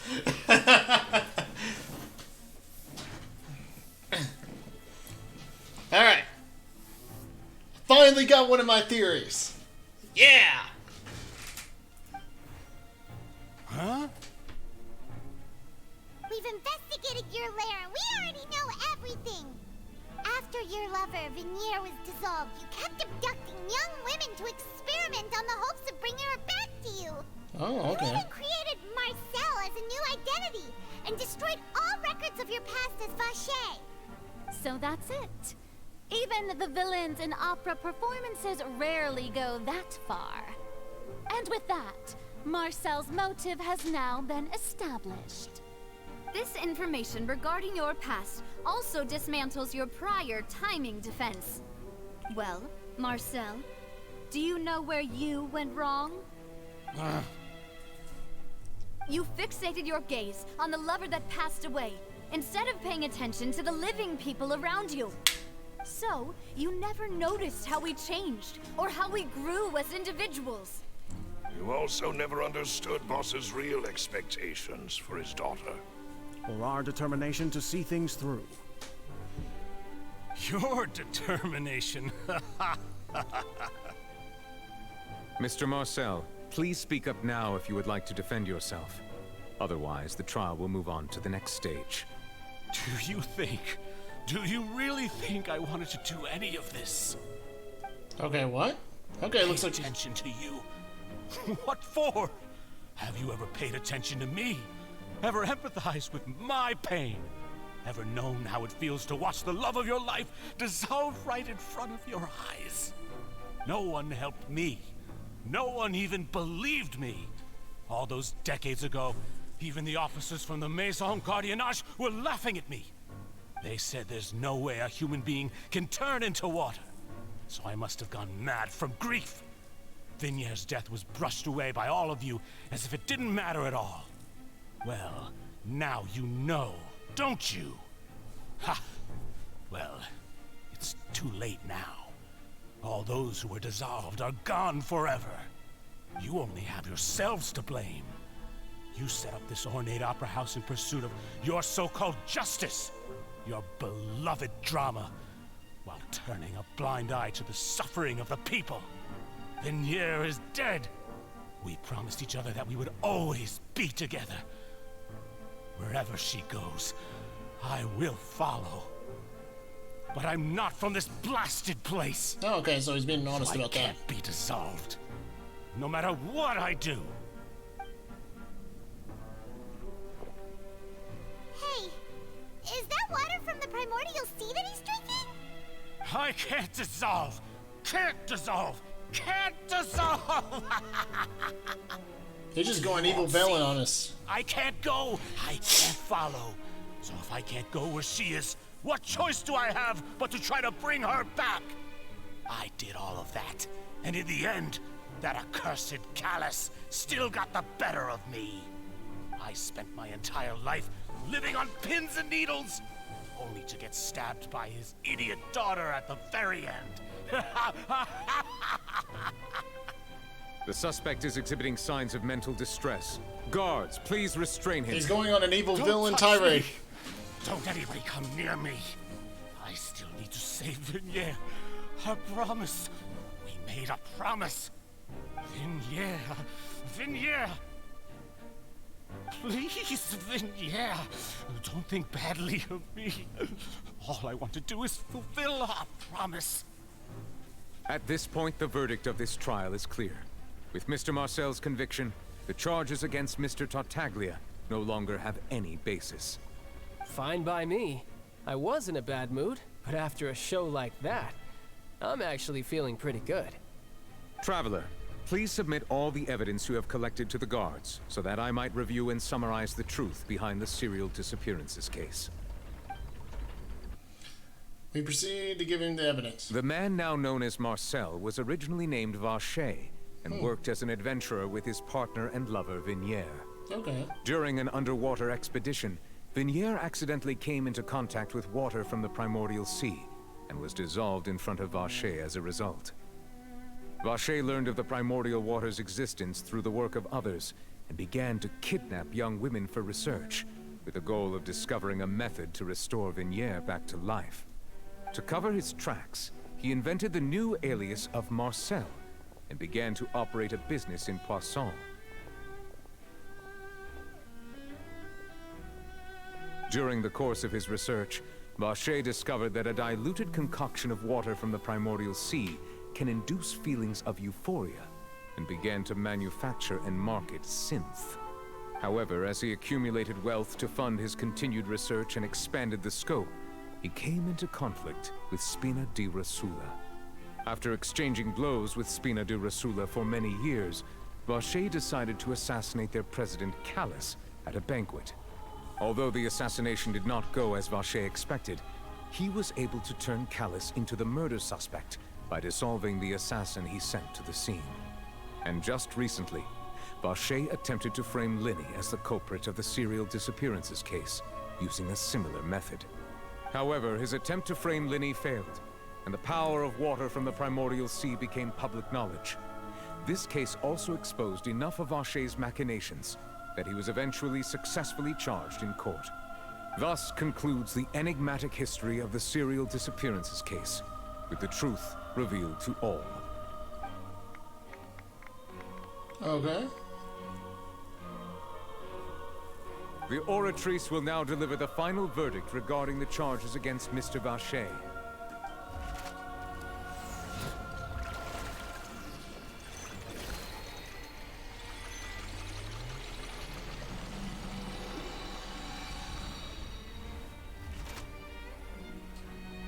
According to the judgment of the Oratrice Mécanique d'Analyse Cardinale, Mr. Vacher is guilty. Guards! Take Vacher away. Good. It's what he deserves. With that, the serial disappearances case is over now. We really just witnessed history. Who would have thought the true culprit would be such a polite and well-spoken guy? Yippee! We helped Navia bring the bad guy to justice! He's hurt so many innocent people and now he's finally getting what he deserves. Huh? Are you okay? What's up, Navia? And, I mean... Demoiselle, you were absolutely brilliant. She finally got Day closure. our late boss had always hoped for has finally come. You can rest easy now, knowing justice has been served. Yeah. Yeah. It's finally over. It's all thanks to you guys. And my partner. See, Papa? Spina di Rosula's still doing well with me at the helm. Well now, hasn't this been a most delicious piece of drama? The villain has been caught, justice has been served, past wrongs have been righted, and it's a big ol' happy ending. Since it's been such a great show, I'll just let the false accusations against me slide. Either way, I've still got some business to attend to. So, if you'll excuse me... Please wait just one moment, Mr. Tartaglia. Ugh, what now? None of this has anything to do with me. According to court protocol, since this trial was initiated due to a charge against you, a verdict must also be made regarding the initial charge before the trial can conclude. Oh, come on. Is this really necessary? Haven't you already caught the real criminal? Isn't it time for side characters like me to exit stage left? Please respect the laws of Fontaine. This has always been the rule. All right, but this sure is a lot of hassle. All I need to do is stand over there, right? Let's just get this over with.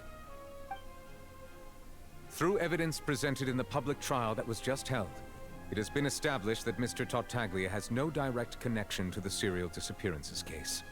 The guilty party has been identified, and thus it is logical to suppose Mr. Tartaglia is innocent of the charges.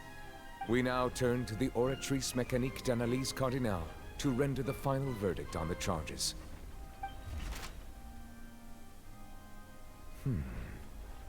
According to the judgment of the Oratrice Mécanique d'Analyse Cardinale, Mr. Tartaglia is guilty. What?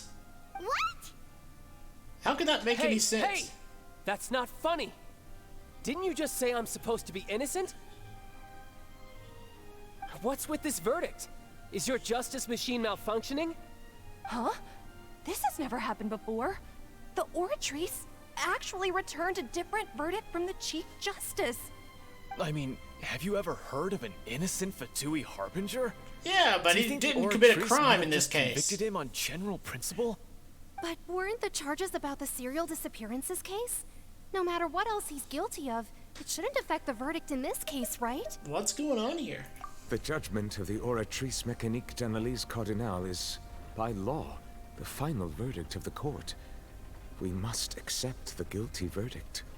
Guards, please take the suspect into custody per court protocol.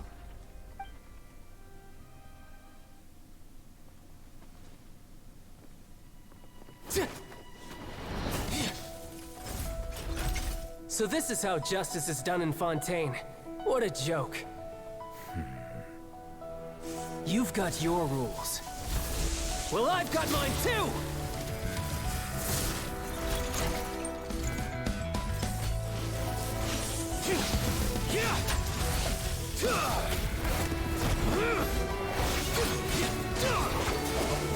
I like they're even showing the symbol, like the signs of his abilities activating.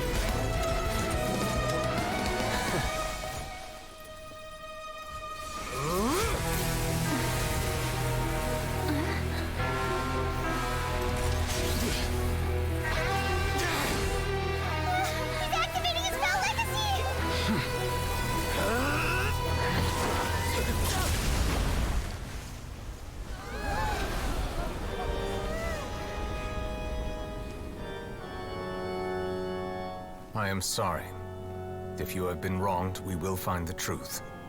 But the rules of the court must be upheld. Damn.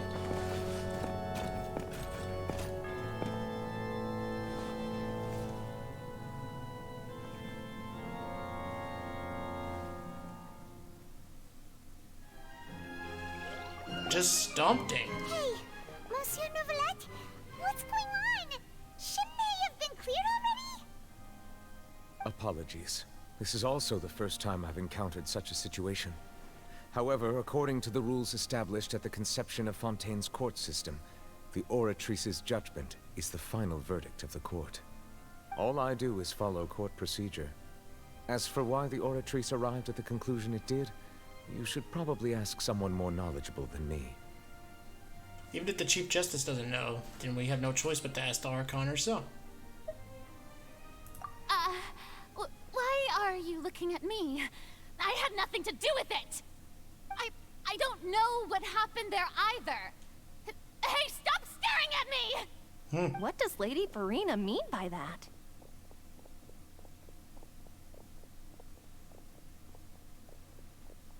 She says she has no idea either?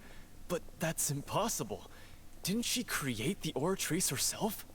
Yeah, so are the verdicts reliable or not? Can results like this really be called justice?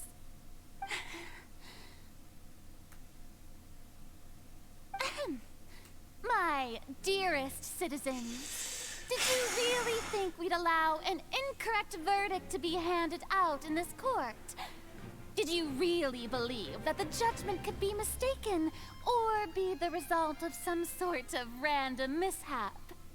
Don't tell me you thought even I had been blindsided by the Oratrice's result. But the way she looked just now, it was pretty obvious she had no idea what was going on. She's full of shit, However, Paimon. given the state of things, I shall give you an explanation. Everything that just took place, including my supposed shock and bafflement, was a part of an elaborate performance, with every action meant to stir up drama and excitement. That is right. That sentence right there is why we can't take anything that happens seriously. That sentence right there is proof of the flaw of your all's justice system. And, of course, for every performance there is a script. everything has unfolded exactly as I expected from the very beginning. As the embodiment of the very concept of justice, the Oratrice shall never render an arbitrary judgment!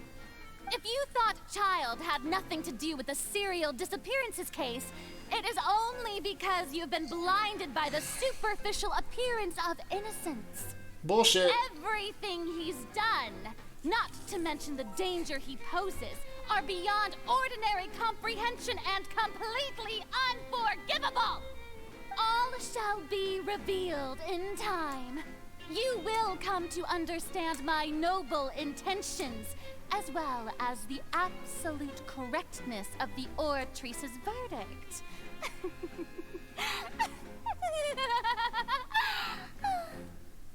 Now, having said that, although I hate to leave things hanging in suspense, it is now time for this performance to end. As the lead actress, I shall be the first to take my leave. Toodaloo! So she chose to make her escape after all, did she? So you're saying we shouldn't put much stock into what she just said? 100% correct. She probably just put on that performance to save face. As for the truth, it's unlikely that she actually has any idea. Way to pull the rug out from under her. However, please be assured that I will continue to investigate this case in a personal capacity. Just as I promised, if the judgment has been incorrect, we will do our utmost to clear his name. Alright. Even though we feel pretty badly for him, we'll take your word for it for now. After all, he's done plenty of bad stuff, so he should have known he'd go to prison someday, right? True. But if he's gonna go to prison, he should go to prison for actually doing something bad. In this case, he didn't do anything. Oh, Monsieur Neuvillette! That power you showed when you took him down. Who are you really? I'm the Chief Justice of Fontaine, of course. If officers of the law lack the strength and capability to enforce it, then it makes a mockery of justice. Fair enough.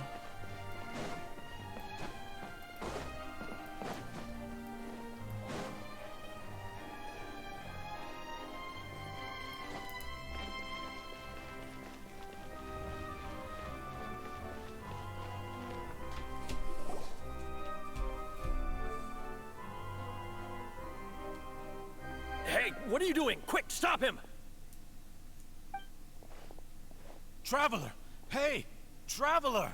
What do you want? Marcel! What are you doing over here? Stop resisting arrest! Cease, or we'll add another charge to the list. No, wait! I just want to ask the Traveler something. I'm not looking to run away. Please, just let me ask this one small thing. Go on.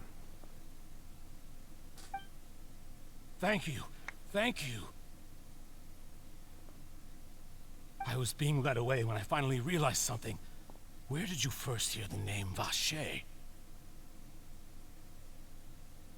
I erased all records of that name. So, unless... Are you still trying to prove your innocence? Give it up. You've already been convicted. Yes. We met her. Really? You did? You're sure? You met her? But how could that be? How did you manage to do it?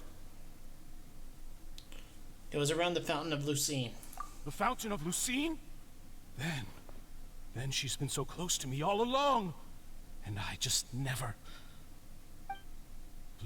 Please give me a chance to talk to her again. Just let the Traveler take me to the fountain to see her one last time. This is the last request I'll ever make in my life.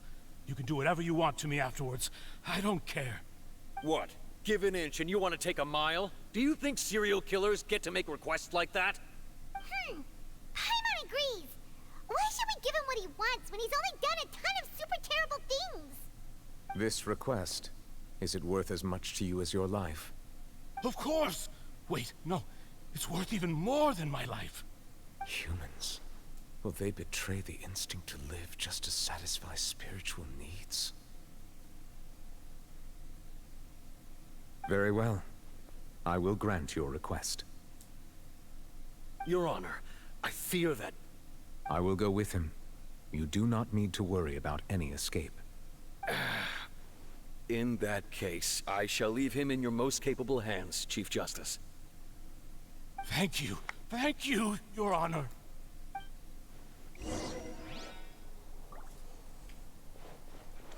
To the fountain!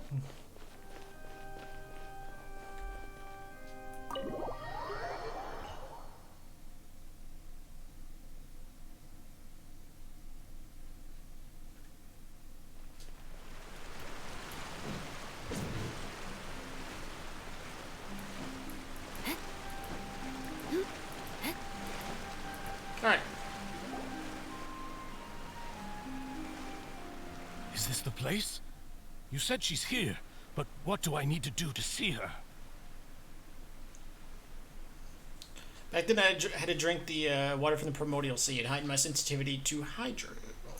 Yeah, and even Paimon could hear her after drinking that thing. Didn't you just drink a lot of it on the stage as well? Oh, in that case... Vache! Ah! Yes, that's it! So you heard it too! Vinier, it's me! It's me, Vache! Vache? Vache? I'm here! I'm here! Where are you, Vinier? I'm coming for you. I'm finally here for you. Hey, wait! Be careful! Hey, wait! What the fuck's happening? Is that you? It's me, Vache! Vinier! Vache? Why did you come? Didn't I say? You don't need to look for me. You look a lot older than I remember. How long has it been? It's been more than 20 years. I've suffered Damn. for over 20 years since the day you left. All this time, only the thought of bringing you back has kept me alive. Nothing else mattered to me. I must be dreaming. Who would have thought I'd get the chance to tell you all of my feelings like this? Vinier, you are my everything. I really don't know how I could live without you. But Vache, if you ask me, this world would be better off without you. Damn. Wow. What are you saying? God damn. For you, I would have finished my law degree and probably become a top-tier attorney one day. If not for you, I would have continued to pursue my love of the arts, and my works would have been displayed in the Palais Mermonia itself. If not for you, I would at least have been able to take care of my mother. And she would not have grown old and died alone, with nothing but the tears on her cheeks. It's all because of your selfishness, Vache. It's all because of you. You... Wait, you are not Vinier. Who are you? You're right. I am not Vinier. I am the sacrifices. Oh. So. Okay. So either this Oceanid is a culmination of all the people that Vacher has sacrificed. Okay. Damn, this took quite a bit of a fucking turn. Every woman who died by your hand, as our bodies dissolved, our consciousnesses flowed back to the primordial sea. Our thoughts circulated endlessly within the primordial sea, and we were no longer individuals, but we became one, just as streams of water come together in the sea. I'm Cressy. I'm Lemony. I'm Azine. The only one I am not is Vignier. So it's not even Vignier, okay. Why? But then, where is Vignier? She doesn't want to see you anymore. Every tendril of her consciousness is avoiding you. This is what you get for your selfishness. Your selfishness robbed us of our lives and our futures. You said time and time again that you'd do any and everything for her. But did you ever consider whether she'd want to see you do the things that you did? True. If she would despise you for what you became? Very true. I mean, if I'm Vignier and I'm watching the guy that if I'm watching the person that I once loved literally kill multiple women just to get me back, I'd be eventually just traumatized because the person that I once loved has now literally become a monster. Literally killing people just for my sake. Yeah, I mean, this is hitting hard. This is hitting fucking hard.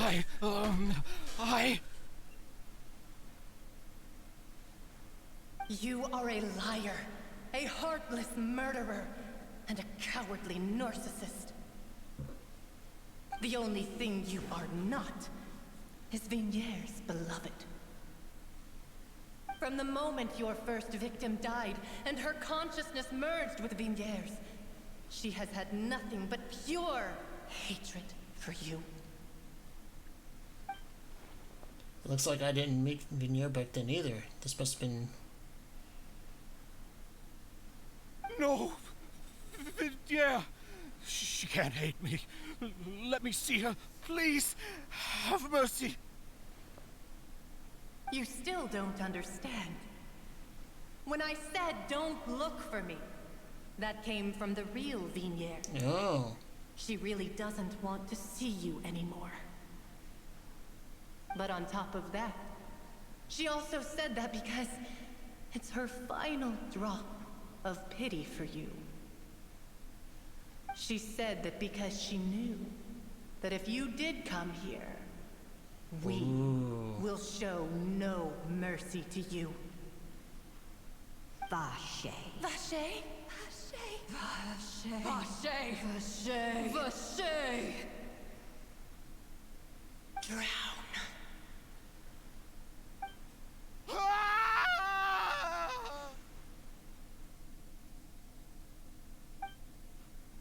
Later, the guards find that the culprit of the serial disappearing young woman case, Marcel, I'm assuming he just got murdered.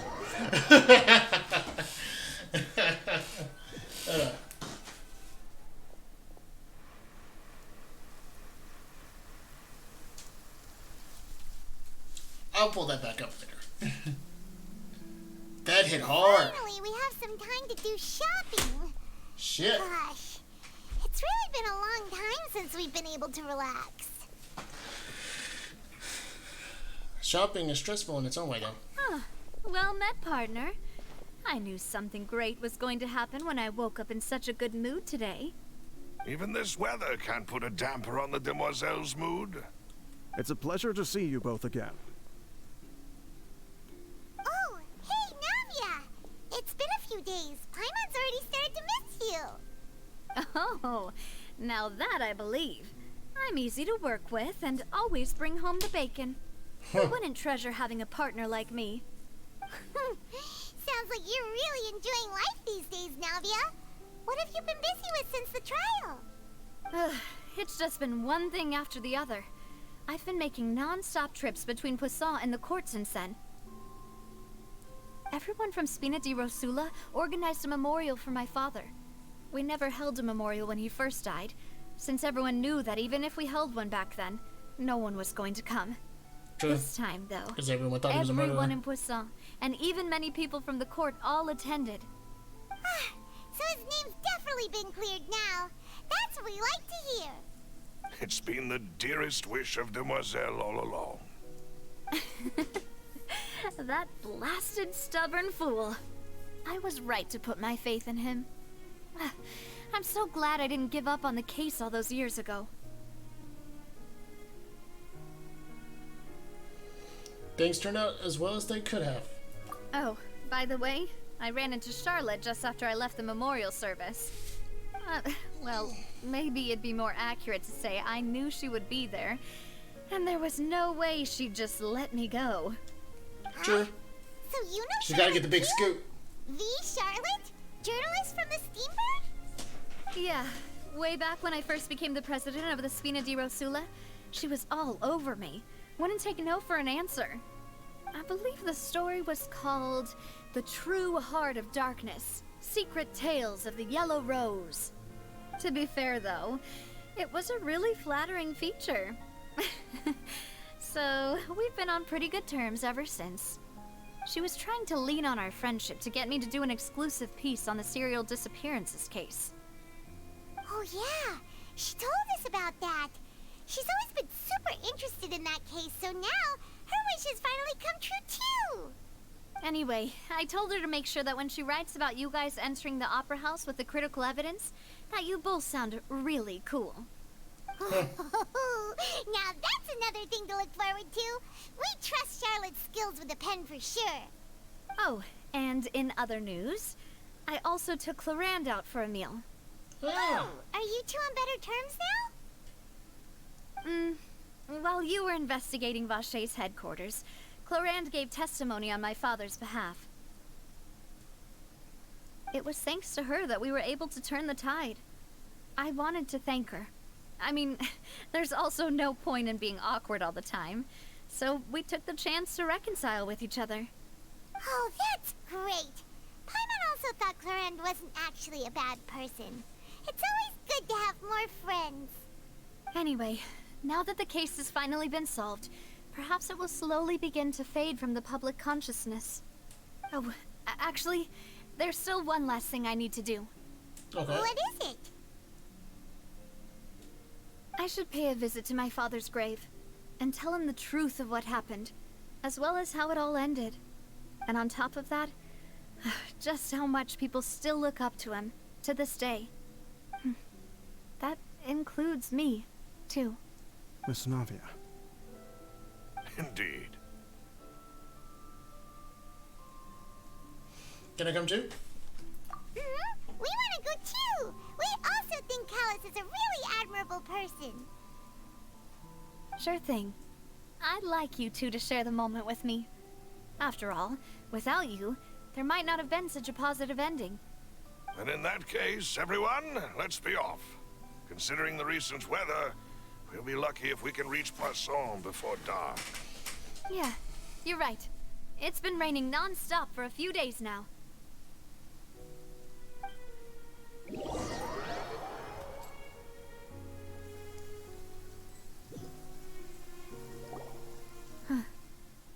This is where my father's grave is. To be perfectly honest, even I haven't been back here for a long time. Huh? There's someone there already. Wait. That figure. It can't be... Isn't that Nervalette? Why would the Chief Justice be here? Nervalette! Huh? Navia?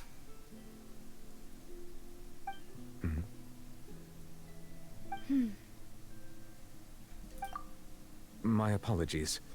I should have asked before coming to pay my respects.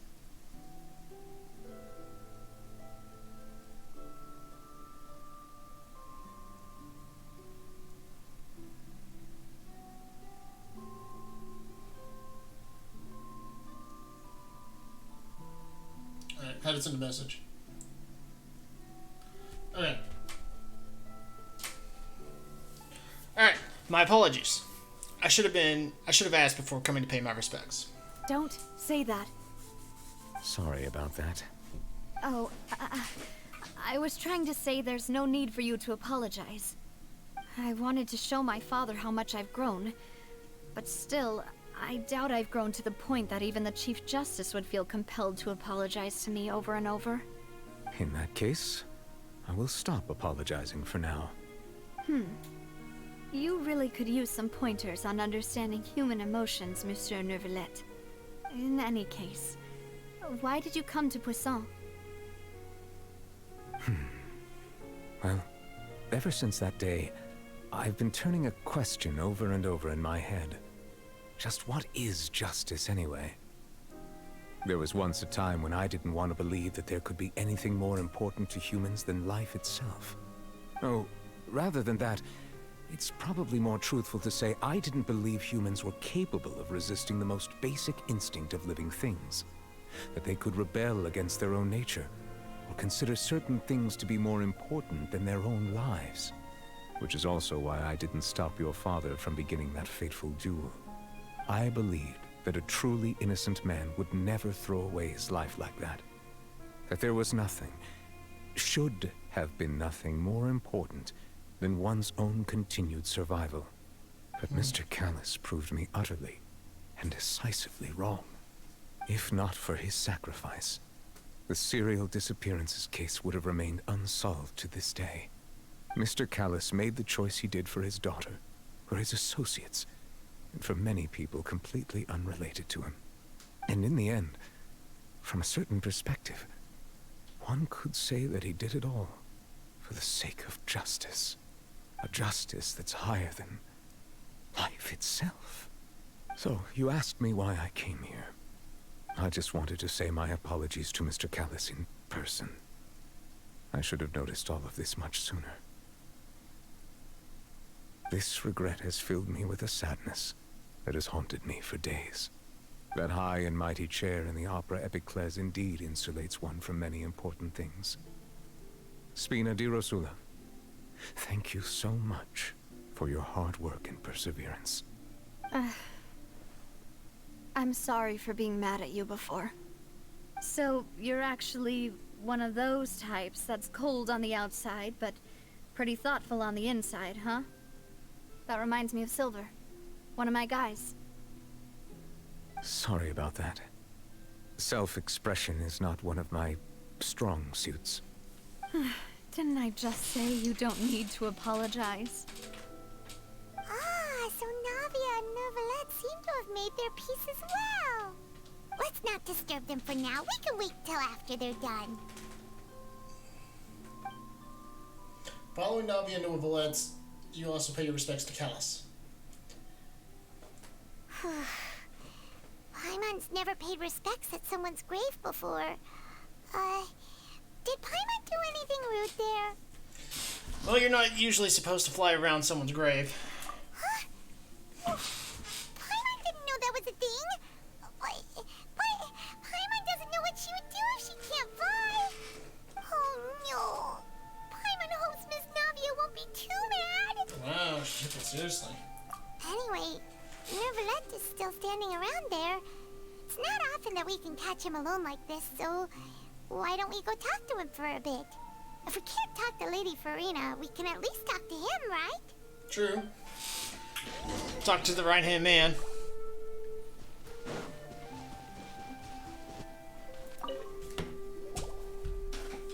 Oh, it's you two. Did Miss Navia invite you to come pay your respects to her father? Yep, that is true. We ran into Navia on the streets today, so we just followed her here. I see, I see. Then is there something that I can help you with? Well, it's pretty hard to run into you like this since you're usually super busy. So we figured we could try to ask you a few questions, if that's okay. Please feel free. Though outsiders, you helped us solve one of the greatest mysteries in Fontaine, and it would be my pleasure to return the favor. Give me just a second.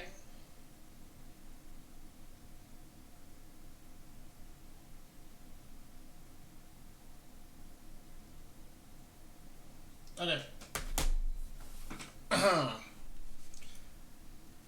So, about water from the primordial sea. What the fuck is that? So, at court, the bad guys referred to that special water as water from the primordial sea. But what is it really?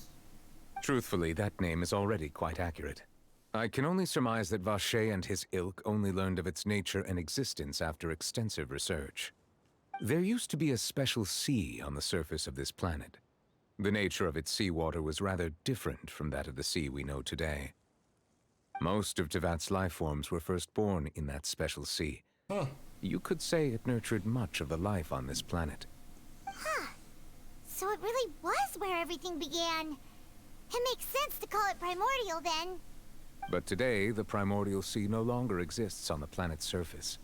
What Vache discovered must have been some kind of special case, or a remnant from a truly ancient age. Huh. So that's how it is. Oh, you really know everything, Monsieur Neuvillette. But if that's the case, then why would people, at least people from Fontaine, dissolve in that kind of water? It's true, it's a good question. Indeed. Why would the primordial sea, which was known to engender and nurture life, suddenly reverse itself and devour life instead? To be frank, that also doesn't match my understanding of this world and its laws. There must still be some unknown secrets around the people of this land. Is there anything else you'd like to ask me about? About the prophecy that has been circulating around Fontaine. That the sea levels will rise and everyone will be dissolved in water, leaving Furina crying alone on her throne, but the sins of the people will be finally washed away for good. Yeah. Does that appropriately summarize the version you've heard? That is true. That's right! It was Linny that told us back then. And that about covers all the main points. Yes, up to the present, I think we reached a point where we have no choice but to confront this prophecy directly. Rumors have it that this prophecy is rooted in the last words the former Hydro Archon left to the world before she passed away. A prophecy? Of the former Hydro Archon? Wow. This is the first time that we've ever heard of it. 2 parts of the prophecy have already proven correct. The rising sea levels, and the ability of the people of Fontaine to be dissolved. We should be more vigilant, and stay on the watch for further signs. Speaking of the prophecy, Furina has also always taken it quite seriously. Indeed, she has been collecting information and intelligence from across Tevat for this purpose. If the rumors were true, then perhaps this prophecy is the conundrum left to Furina by her predecessor. But with Furina being the way she is, can we really trust her to solve it? Is there anything else you'd like to ask me about? No, I just totally blew that off. Alright, and lastly, what about Child? What are we doing about Child? My apologies. My investigation has still not reached its conclusion. However, I still believe the judgment of the Oratrice was not rendered arbitrarily. But you also said you thought he was innocent. For many years, I have been quite aware that the Oratrice does not simply mechanically repeat the verdict that I give on each case. As a divinely created mechanism, the people's unified faith in the concept of justice is integrated into it. Not only can it produce the incredible power of indemnitium, but it likely also possesses other traits, such as self-awareness. Which is all to say, I have been prepared for a situation like this for a long time. Oh, really? Huh. So when Linny told us that he heard a human voice from the room where the Oratrice's core is stored... I was not aware such a thing had occurred. Perhaps that could serve to prove my conjecture. I will add that to the list of items to investigate. In any case, I am inclined to believe that the Oratrice does have a methodology all its own. We just do not have enough information. Based on Furina's reaction, I doubt even she had any idea what was going on. She managed to bluff her way through it, though.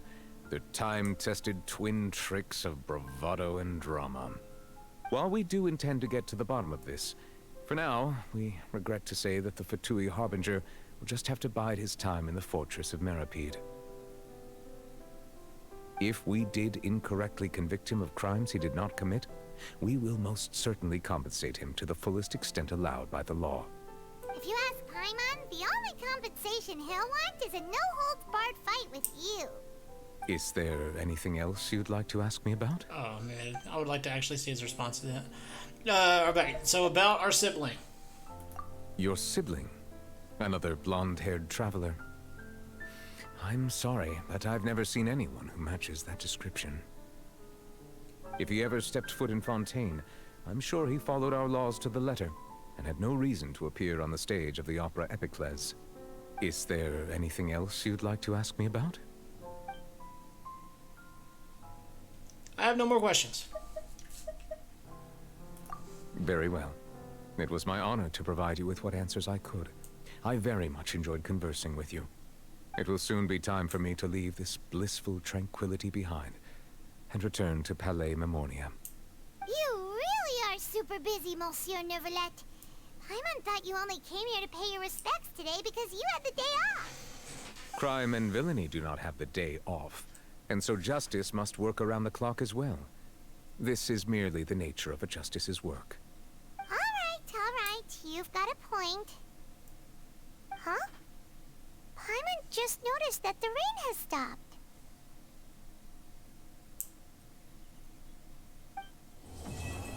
Slight rain falls without reason completed.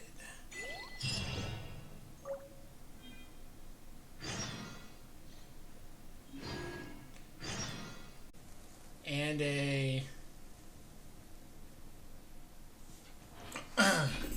constellation I will not use.